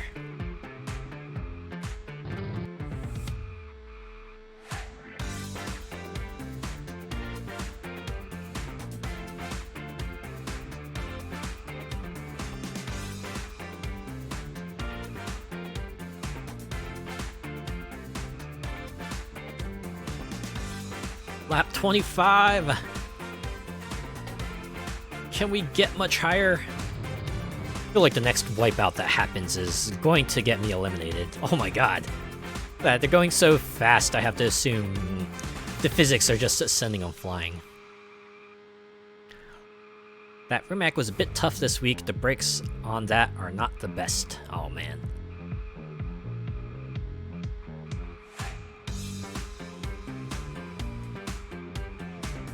Eventually, they're going to get a clean overtake. They're going to get a clean overtake, and they're going to be able to lengthen the gap against me. I guess that's what the straightaways are for. At the very least, straight enough ways.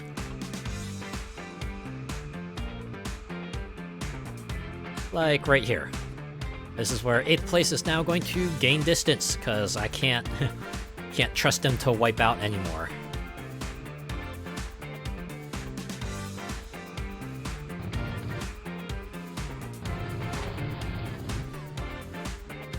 Yeah, I feel like next time I wipe out, that's gonna be it right there, because, yeah, all the time I spend crashing and burning is gonna be time that the opponents have to lengthen the gap.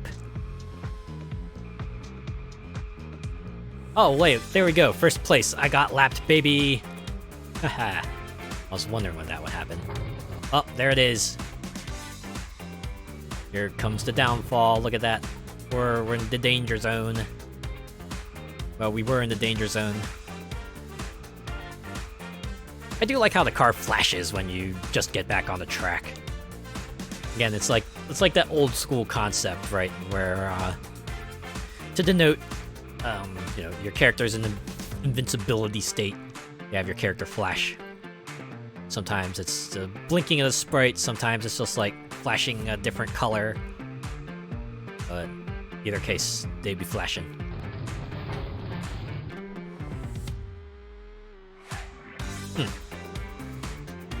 Not for sure I was gonna drop the 10th after that bit, but alright, we keep going.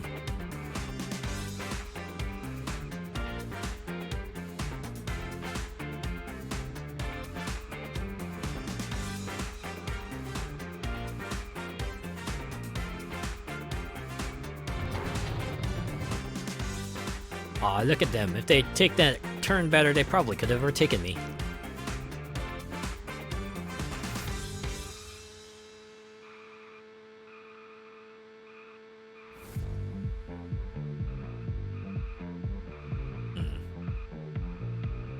Don't remember if this game has a versus mode just yet.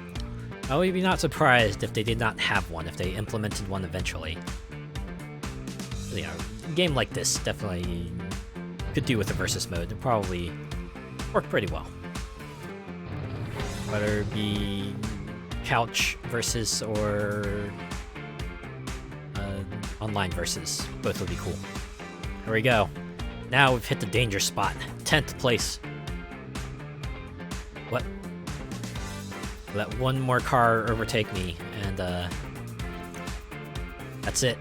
That's it. Did a 1 minute 62 hundredths of a second there on lap 24. Oh yeah, I did. There you go. It's the improvement arc. Well, sort of.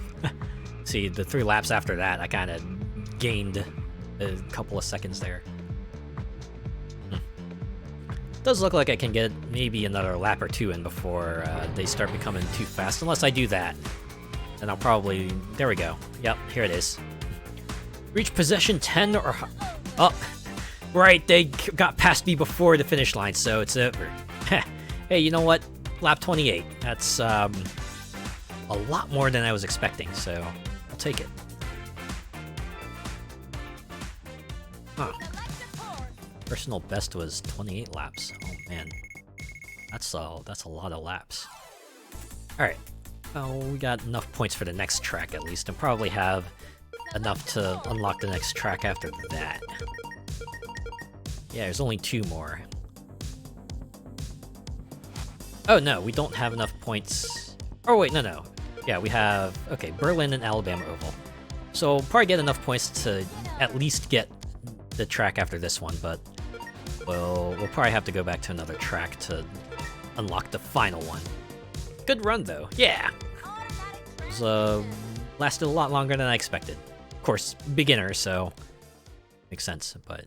Start your engine. Alright. 3, 2, 1, go! Here we go. Through Germany.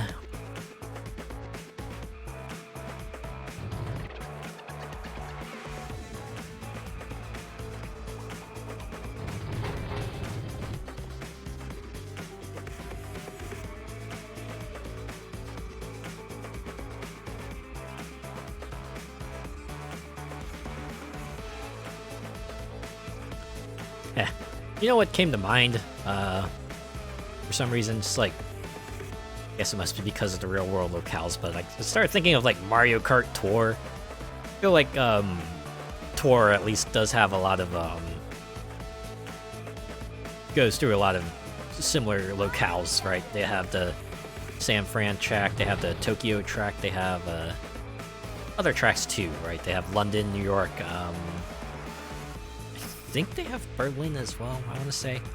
I know they got like Sydney and Amsterdam as well. I wonder if they'll eventually add the customary snow track. I wouldn't be surprised if they did, right? I would not be surprised they eventually had a track that had, like, you know, the white scenery with the white coated trees. I feel like that would be a pretty easy texture swap right there. Swap out the green color for a white color. Boom! Snow track.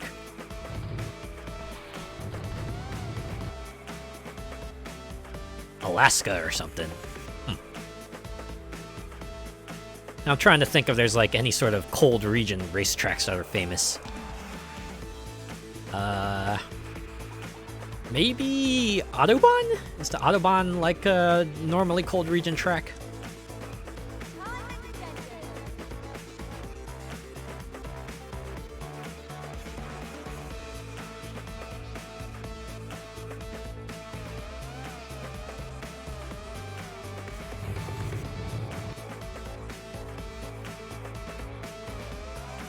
Yeah, that one.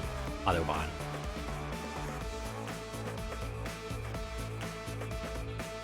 Hope I'm not, like, causing people to facepalm right now. Sorry if I am.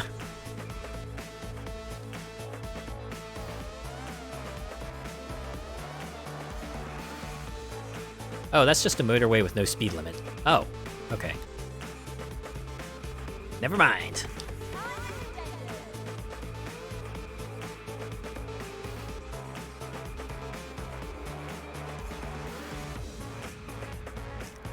I'm trying to think if there's like any sorts of famous Alaska tracks now. I admit my knowledge on Alaska is limited. Any Scandinavian country would work. Yeah, I bet. Like Greenland, right? It's got to be like a famous racetrack in Greenland somewhere.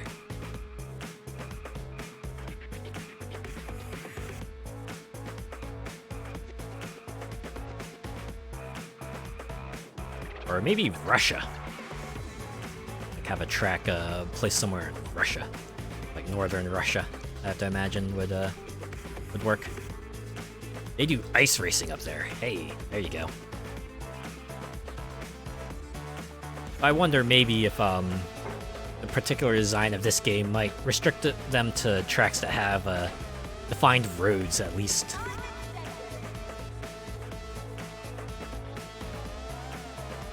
But admittedly, that's not too much of a problem, as evidenced by San Fran.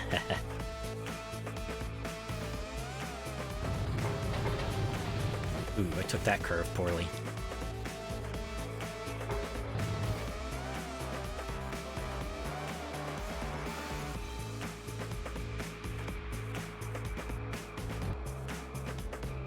Some of those Iceland volcanic lands would be fun to race on. Ah, I bet it would be. Good old Hailfire Peaks track. Yeah, interesting.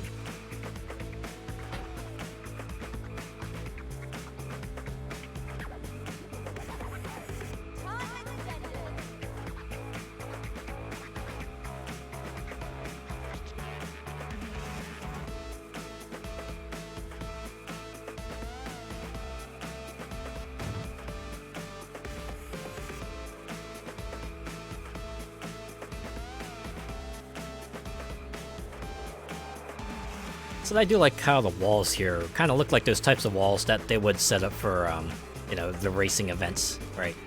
The ones you would see in events like F1. Sorts of barriers with the additional fences on top to kind of catch whatever debris might fly off the cars at some point. Curved inwards just to make sure that they remain on the track and don't come flying off regardless of the fencing.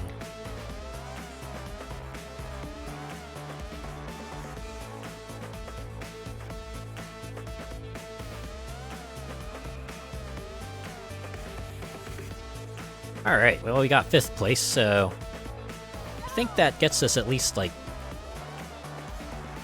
32 to 34 points, right? If I remember correctly. Yeah, 32 points. Alright, so we got the majority of the pointage here. We're getting the top 75%. I can see why NASCAR used to catch fences with some of those crashes. Oh, yeah. Oh, my God. The way the cars can just come flying off the track, yeah, you absolutely want something that makes sure the cars don't go flying to the crowd, because that's just a crisis waiting to happen right there. Alright, I think with this type of track, we'll probably want to pick a more indie-style car. Start your engines. 3, 2, 1, go!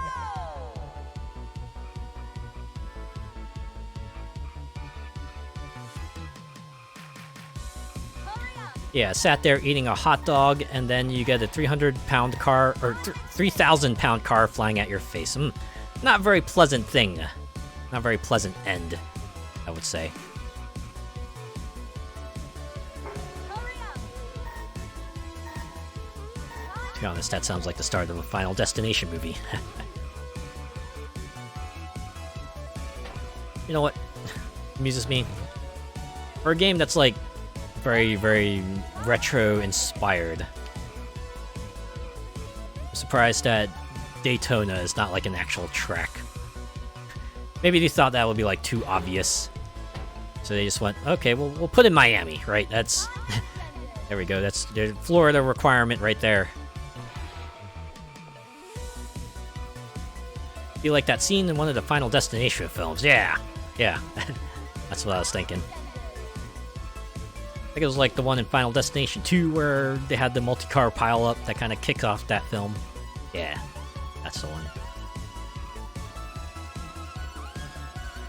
Look at me, just weaving through like a pro there, just threading that needle. Gotta keep on the inside of the curve, shorten that distance. Only go out if I need to overtake. Otherwise, get through the gap there. Try not to go off-road, because it'll end up costing you.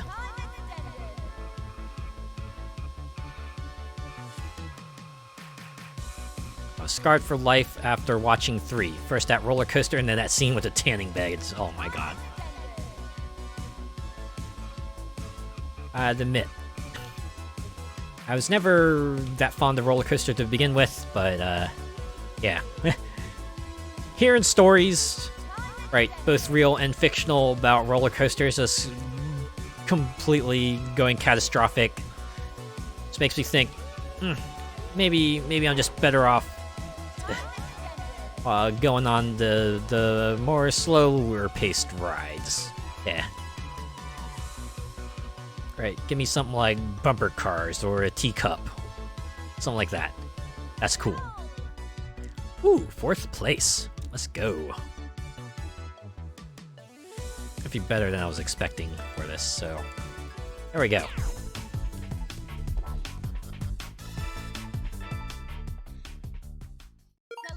Alright, so that will give us the how do you pronounce Hyzen Drift? You got one more after that. I think that's Santa Monica Drift. So we'll go here first. Given it says Drift, I probably want to pick a NASCAR type car. Depending on how I do here.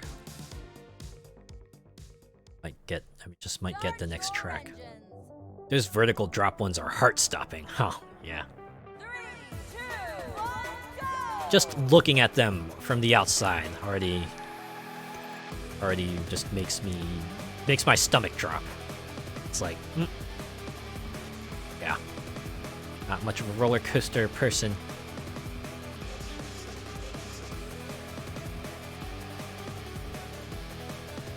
I'd say the closest I've gotten to doing a roller coaster type thing was actually a log flume, right?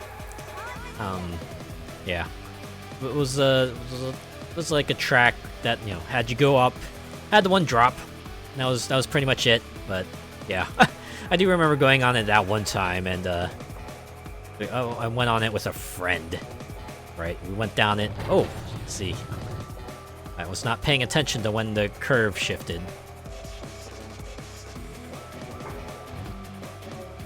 But, yeah, I remember when we got off, they were just telling me, oh my god, I think that's the loudest I've ever heard you on that ride there. Like, yeah, it'd be like that. It do be like that.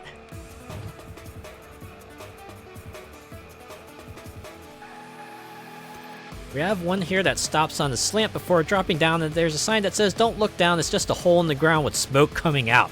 Oh my god. That's a frightening thing to think about.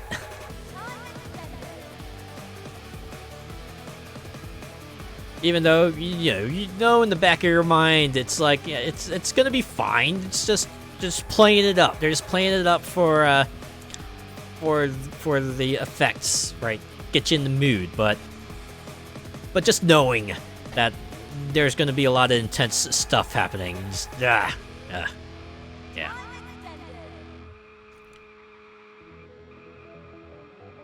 You just know it's going to happen.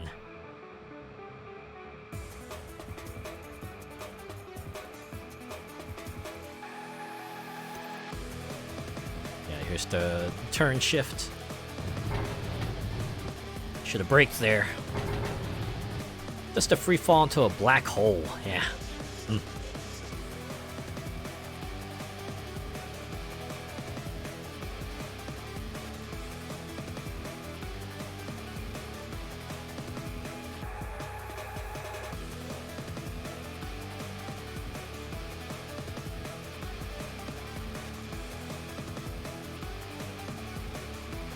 Looks great at night with the colored smoke. Oh, I bet it does.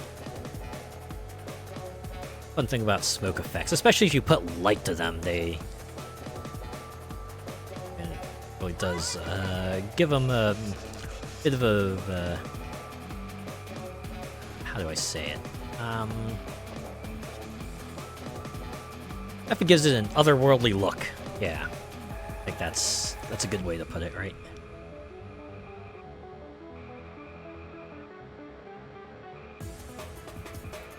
Yeah, I can get past this crowd. I'll bump myself up 3 positions. There we go, top half. We're in the top half of the pack now.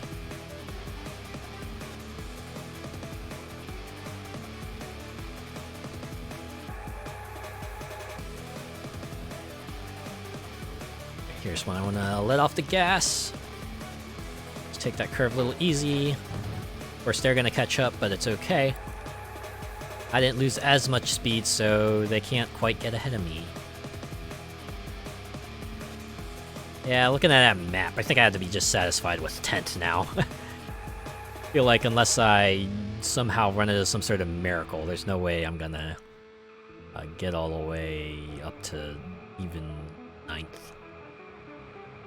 Like, barely a blip in the distance. I only got like 1 lap left. Maybe if I get real lucky, I can overtake them, but it's gonna require me to not mess up.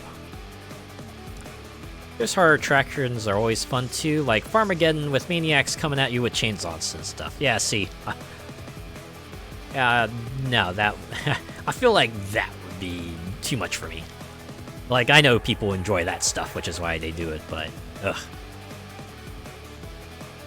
It would just terrify me to no end.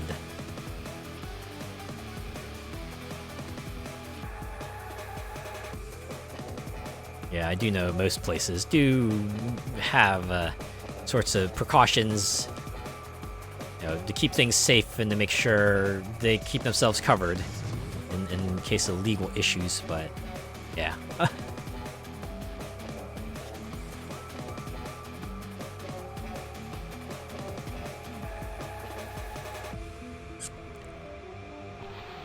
I was definitely reading stories about how certain attractions do have like a sort of a...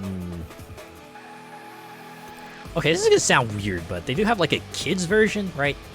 Like, they know the kids coming along, they usually like give them a light and tell them like, oh yeah, this is the magic keep away light. You just shine that at a person and they'll keep away from you, which I guess is a good way of doing things, right? If you want to make your horror attraction family friendly, as contradictory as that may sound.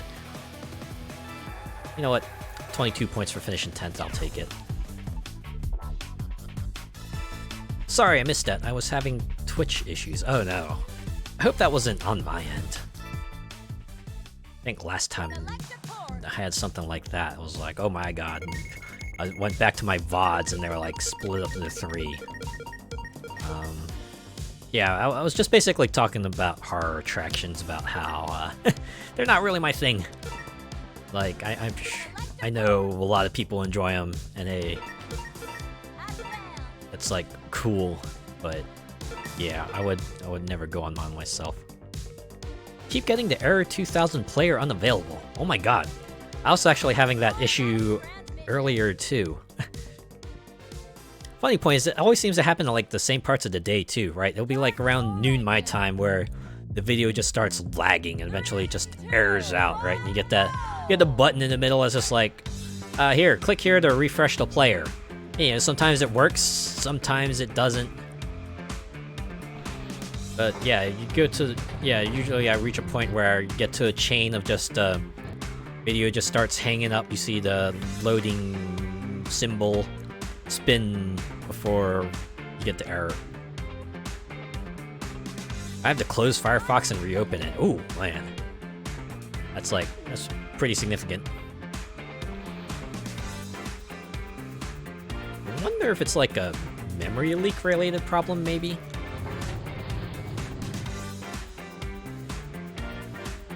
Yeah, I can see here on the next highest difficulty step, position 10, about partway through the first lap. Well, granted, this is the first lap, so we do have plenty of opportunity to keep improving our position here. Alright, gotten up to 8th. At this point, the time limit does remain a threat. But I feel like as long as I keep gaining positions, I should probably be okay.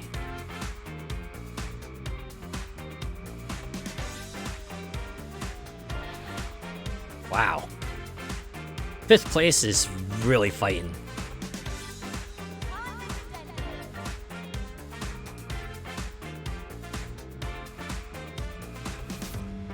Alright, catch him on the inside here. Yeah, look at that. 5th place. Ooh, slow down and go. They were lapped. Alright. Oh, wow. Jump to 4th. Okay, I'll take it. So according to the map, there's only 2 cars ahead of me, so definitely like a ghost place 3 somewhere.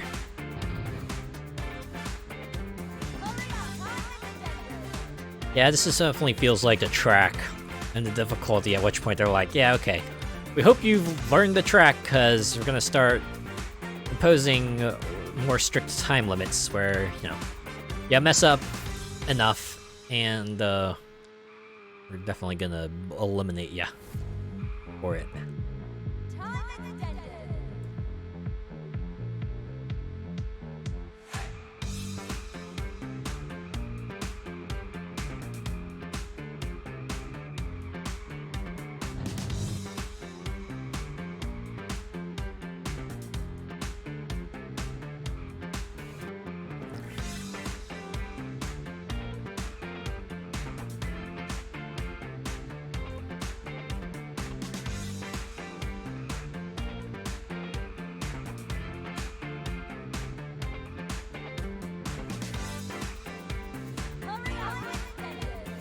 See.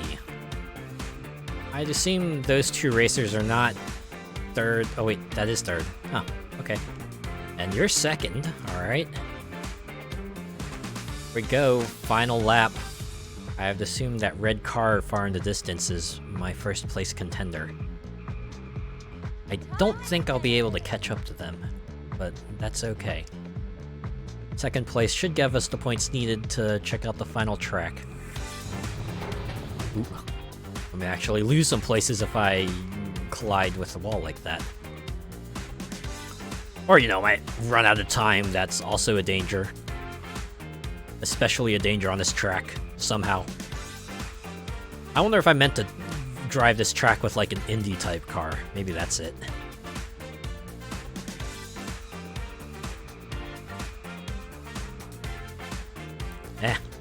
Well, in the end, I was not able to catch them, but you know what? Second place is still pretty good. Gives us the points we need.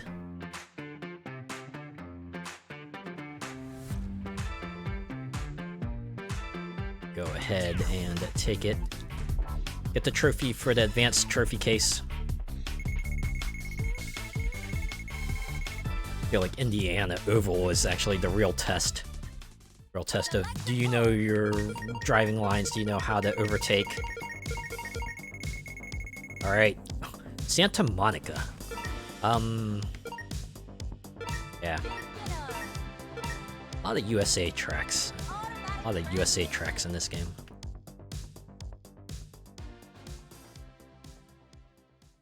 Start your engine.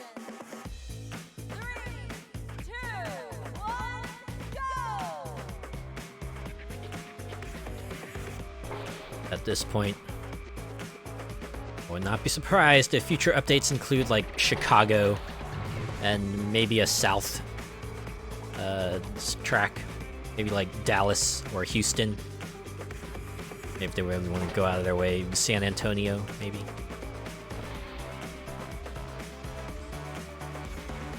It's another beach drive. Alright, this is kind of reminding me of Outrun, but in reverse. Right. It's like, you would see the beach on the right, and the city on the left, and, you know, magical sound shower is playing in the background, right, and you're driving down the road in your Ferrari, while the time is ticking away. I imagine Kenya or somewhere in Africa would be fun, with the salt flats they have there. Yeah, I bet. Although, knowing them, I picked, like, an Egypt track, because it would be pretty easy to throw in pyramids and the Sphinx. Call it a day. Maybe South Africa. I feel like South Africa would be the other pick they might go for. Oh yeah, if they picked a more uncommonly seen country from Africa, more uncommonly seen, not often seen locale, that would be pretty rad.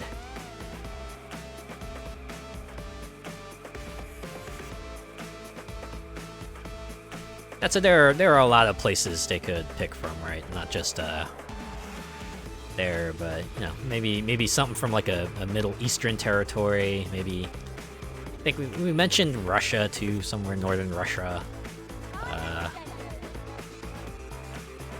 The track from Australia, or somewhere in the Indo-Australia region would be nice too. I'm trying to think. It is Rome. Oh.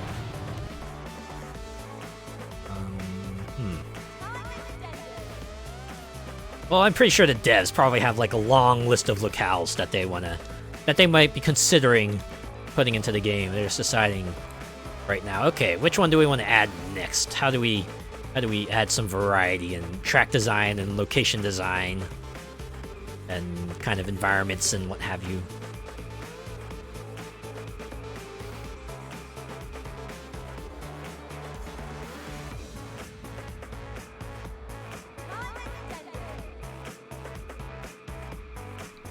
I didn't notice. Of course, since this is a beachside track, palm trees are your secondary tree type once again.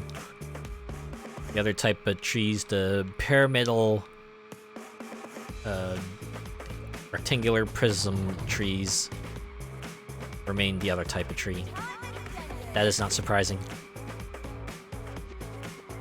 Ooh, Rio! Yes, they could add the Redeemer statue. Absolutely. Yeah. That'd be a very iconic locale to put in.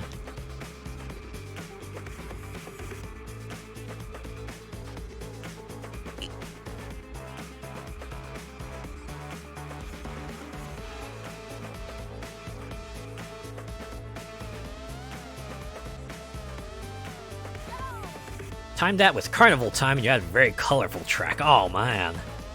It would be cool if they did something like that too. Oh, given the way these other tracks are, I have to imagine it would just be a very, you know, Rio-esque track. Anyways, it's the first place trophy we got in a while. Look at that. There we go, all 18 tracks have been covered. We checked out some of the other stuff too. Let's see what the other... Let's check out some of the other modes. Because I noticed they also have Grand Prix. Single or multiplayer Grand Prix racing, right? It's what you think it is. You go through a couple races, and then at the end, you get points. Yeah, you get points after each race. Eventually, after a certain number of races, the person with most points at the end wins.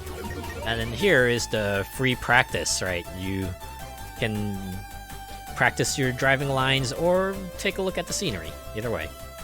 And then the rest are just your standard options. You have the leaderboard, see your time, settings, options, set your language. Oh, I guess VR mode is not something you see normally, and then quit game. I would say Hawaii, but Test Drive have already done that. Well, there's nothing stopping Retro Racing from doing a Hawaii track. That wouldn't be so bad, actually. Probably be a lot of beachside roads, that's for sure. But yeah, that's what they have. This has been a look at Formula Retro Racing. It's in, I guess it's in early access right now, but you know, you got enough here that you could probably get your money's worth out of it. Get your Hawaii 5.0 groove on, yeah. Or what was that other series that was set in Hawaii as well? Nuts. Why can't I think of it right now? Also got a revival along with Magnum PI. Yeah, that was it. Yeah, I was gonna say, also got a revival by the same network here in the US, CBS. Anyways, yeah, Hawaii track would be pretty cool too. Any sort of island track. I said they wanted to get real weird. They could like throw in like Easter Island, maybe tracks like that. Though that might border a bit too much on the unrealistic. Not that this game is very realistic to begin with, but yeah. Well, we'll see. We'll see what they have in store for future updates. I do like what they have so far, right? Yeah, so you get a fair amount of game in here, right? 18 tracks, good amount of cars, good amount of modes. You'll probably have good time playing this, I hope. I'm eager to see what else they got in store. probably take another look at this once I got some more updates out. The Shetland Isles, where all the cows have long fur because of the cold. Regional variants of animals. Man. That was always fun to see, right? Yeah. Yeah, so... anyways, that, again, Formula Retro Racing. Game by Repixelate. Out on Steam and Switch. I'm pretty sure it's out. You know what? Let me check that. I'm gonna check that, see if I can just confirm that. I'm pretty sure this is out on like every console, but I wanna make sure.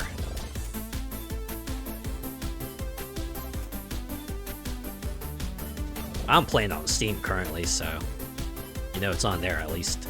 Pretty sure I've seen ads for it on Switch as well, so I think it's on there too. It's kind of funny how that works, right? Because I'm pretty sure Nintendo has a certain policy with downloadable titles, but again, I think there's enough game here that you can justify picking it up and being pretty satisfied with what you get for the price. And yeah, knowing that they'll just add more stuff later on. Pretty cool. There's plenty of reviews too on YouTube, yeah. So it's definitely got some eyes on it, at least. I think I actually caught wind of this game because I... okay, this is gonna be like really funny, but I caught wind of it on Twitter. I saw like just the tweet just show up on my feed. It's like, oh man, look at this game, it's about to come out. And it was like, oh wow, this game reminds me a lot of Daytona USA, right? Daytona USA, Sega Rally Championship, that stuff. Like, oh man, I've got to take a look at this. And here I am. I am taking a look at it, and I thoroughly enjoying what I'm seeing here. For that nostalgia feel, it looks great. Yeah, they definitely got the look down, all the way down to the menus.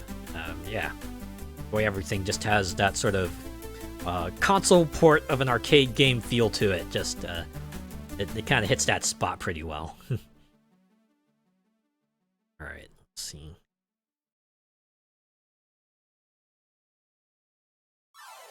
Racing. Alright, it's on PC for Steam. Oh, here we go. Found the Repixelate website. Nice to have a game that's all about fun and not graphics. Well, at the very least, you know, the graphics that we've come to expect from these games, right? The super high-def, realistic stuff, right? This is very much more stylized for its period, and it shows, and they feel like they've nailed it. Okay, yeah, it's out on everything, right? It's PC for Steam, Switch, Xbox One, and PS4. So, if you have a console or a PC, you can get this game and check it out. I would recommend it. It's... if you want to go away to the old days and get something that kind of reminds you of the old school racing games, this is definitely gonna fit that bill pretty nicely. Yeah. Alright, well, yeah, I've taken a good, pretty good look at this game, so I think I'll call the stream here. Yeah. Alright. Thanks for stopping by. Thanks for tuning in. I'll be back on Friday. We're gonna take a look at Vampire Survivors and the Tales of Foscari DLC. Oh my god, that trailer. The first trailer they put out with the kazoo music and everything. That was real funny. Granted, they did the kazoo music specifically because it's April Fools. I did notice a few days ago they put out the proper trailer with like the dramatic music and everything, but yeah. The DLC comes out tomorrow, actually, so yeah. I think they did like another update in between the Moonspell and Foscari, so there'll be a good amount of things for us to look through there, so I'm looking forward to that. Oh my god, Vampire Survivors. The game that keeps delivering. Have a good night. Yeah, you have a good night too. Alright. Alright, let's see who's on now. Let's see, yeah. Fortunately, this is one of those games that, like, pauses when I get out of it. Understandably so, right? You kind of want that to happen when you exit out of it in the middle of a race, because, you know, it would kind of suck if the game kept running. You accidentally clicked out of it or tabbed out of it for one reason. That being said, it does kind of mess up streams in that case because it's like, oh well, there's no more game audio in the background that can keep things occupied. So either sitting here in silence or I gotta keep speaking to make sure I fill the air. I'm blue, da bo dee da bo da da bo dee da bo da da bo dee bo da blah blah blah blah. Okay, I'll stop. See a lot of people still playing Resident Evil 4. Probably understandably so. It only came out like a few weeks, and from what I've heard, it's a very good remake. Very good remake.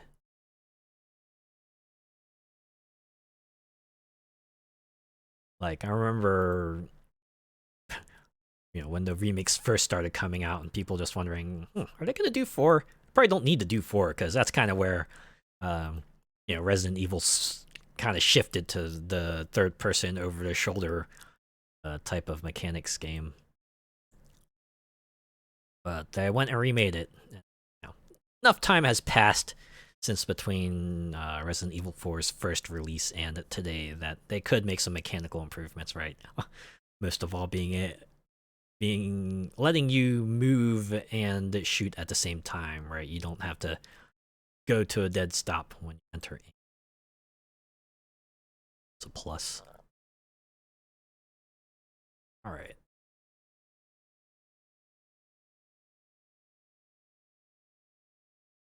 Of course, your usual mix of people playing Apex / Valorant / Overwatch 2 / Counter-Strike Global Offensive. But hey, considering those games are free, a lot of people tune in to watch them. That's fraction.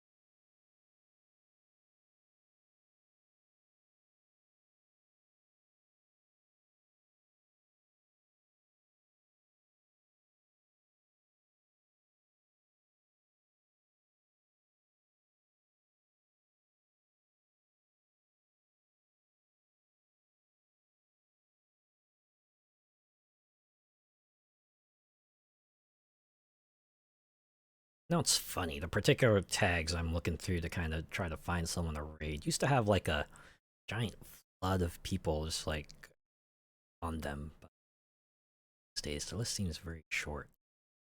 I wonder if it's just like folks just, I don't know, some reason there's a wave of folks that decided to try their hand at streaming and just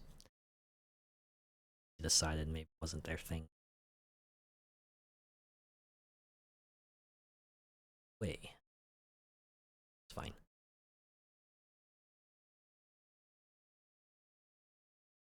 Oh yeah, League of Legends would also be that kind of other big game thing. Yes. Makes sense. It's a long runner. A lot of people, for one reason or another, whether it be like the competitive aspects or the character, have you.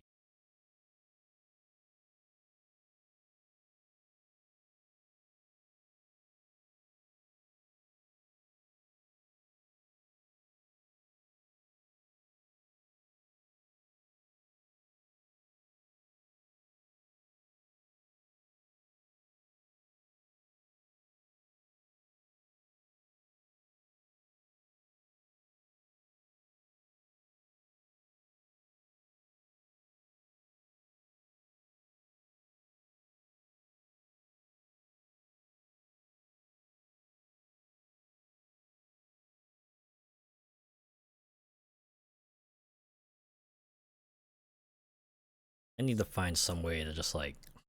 I probably need to find some music I could use to just play in the background while I'm doing this dead air stuff.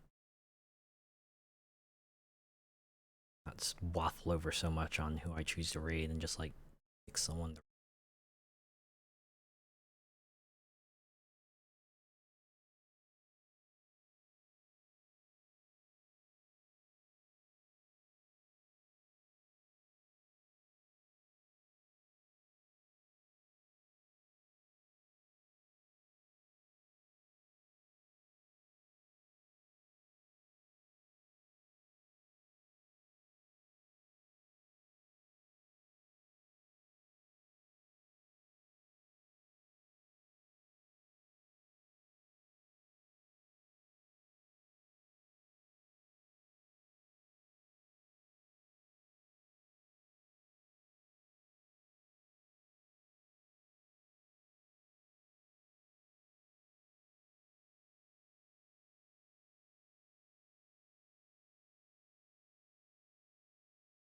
I've narrowed it down to 2, deciding which.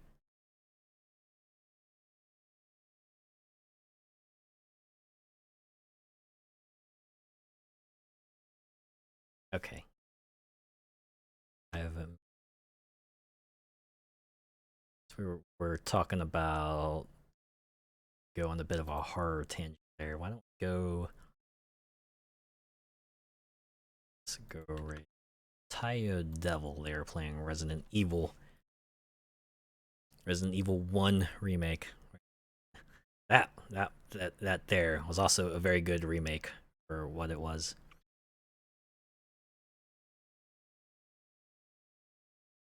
Anyways, if you're joining on the raid, I guess hit them with Retro Racing Raid. Give them Retro Racing Raid. If you're not, see you Friday. Vampire Survivors. Have a good night.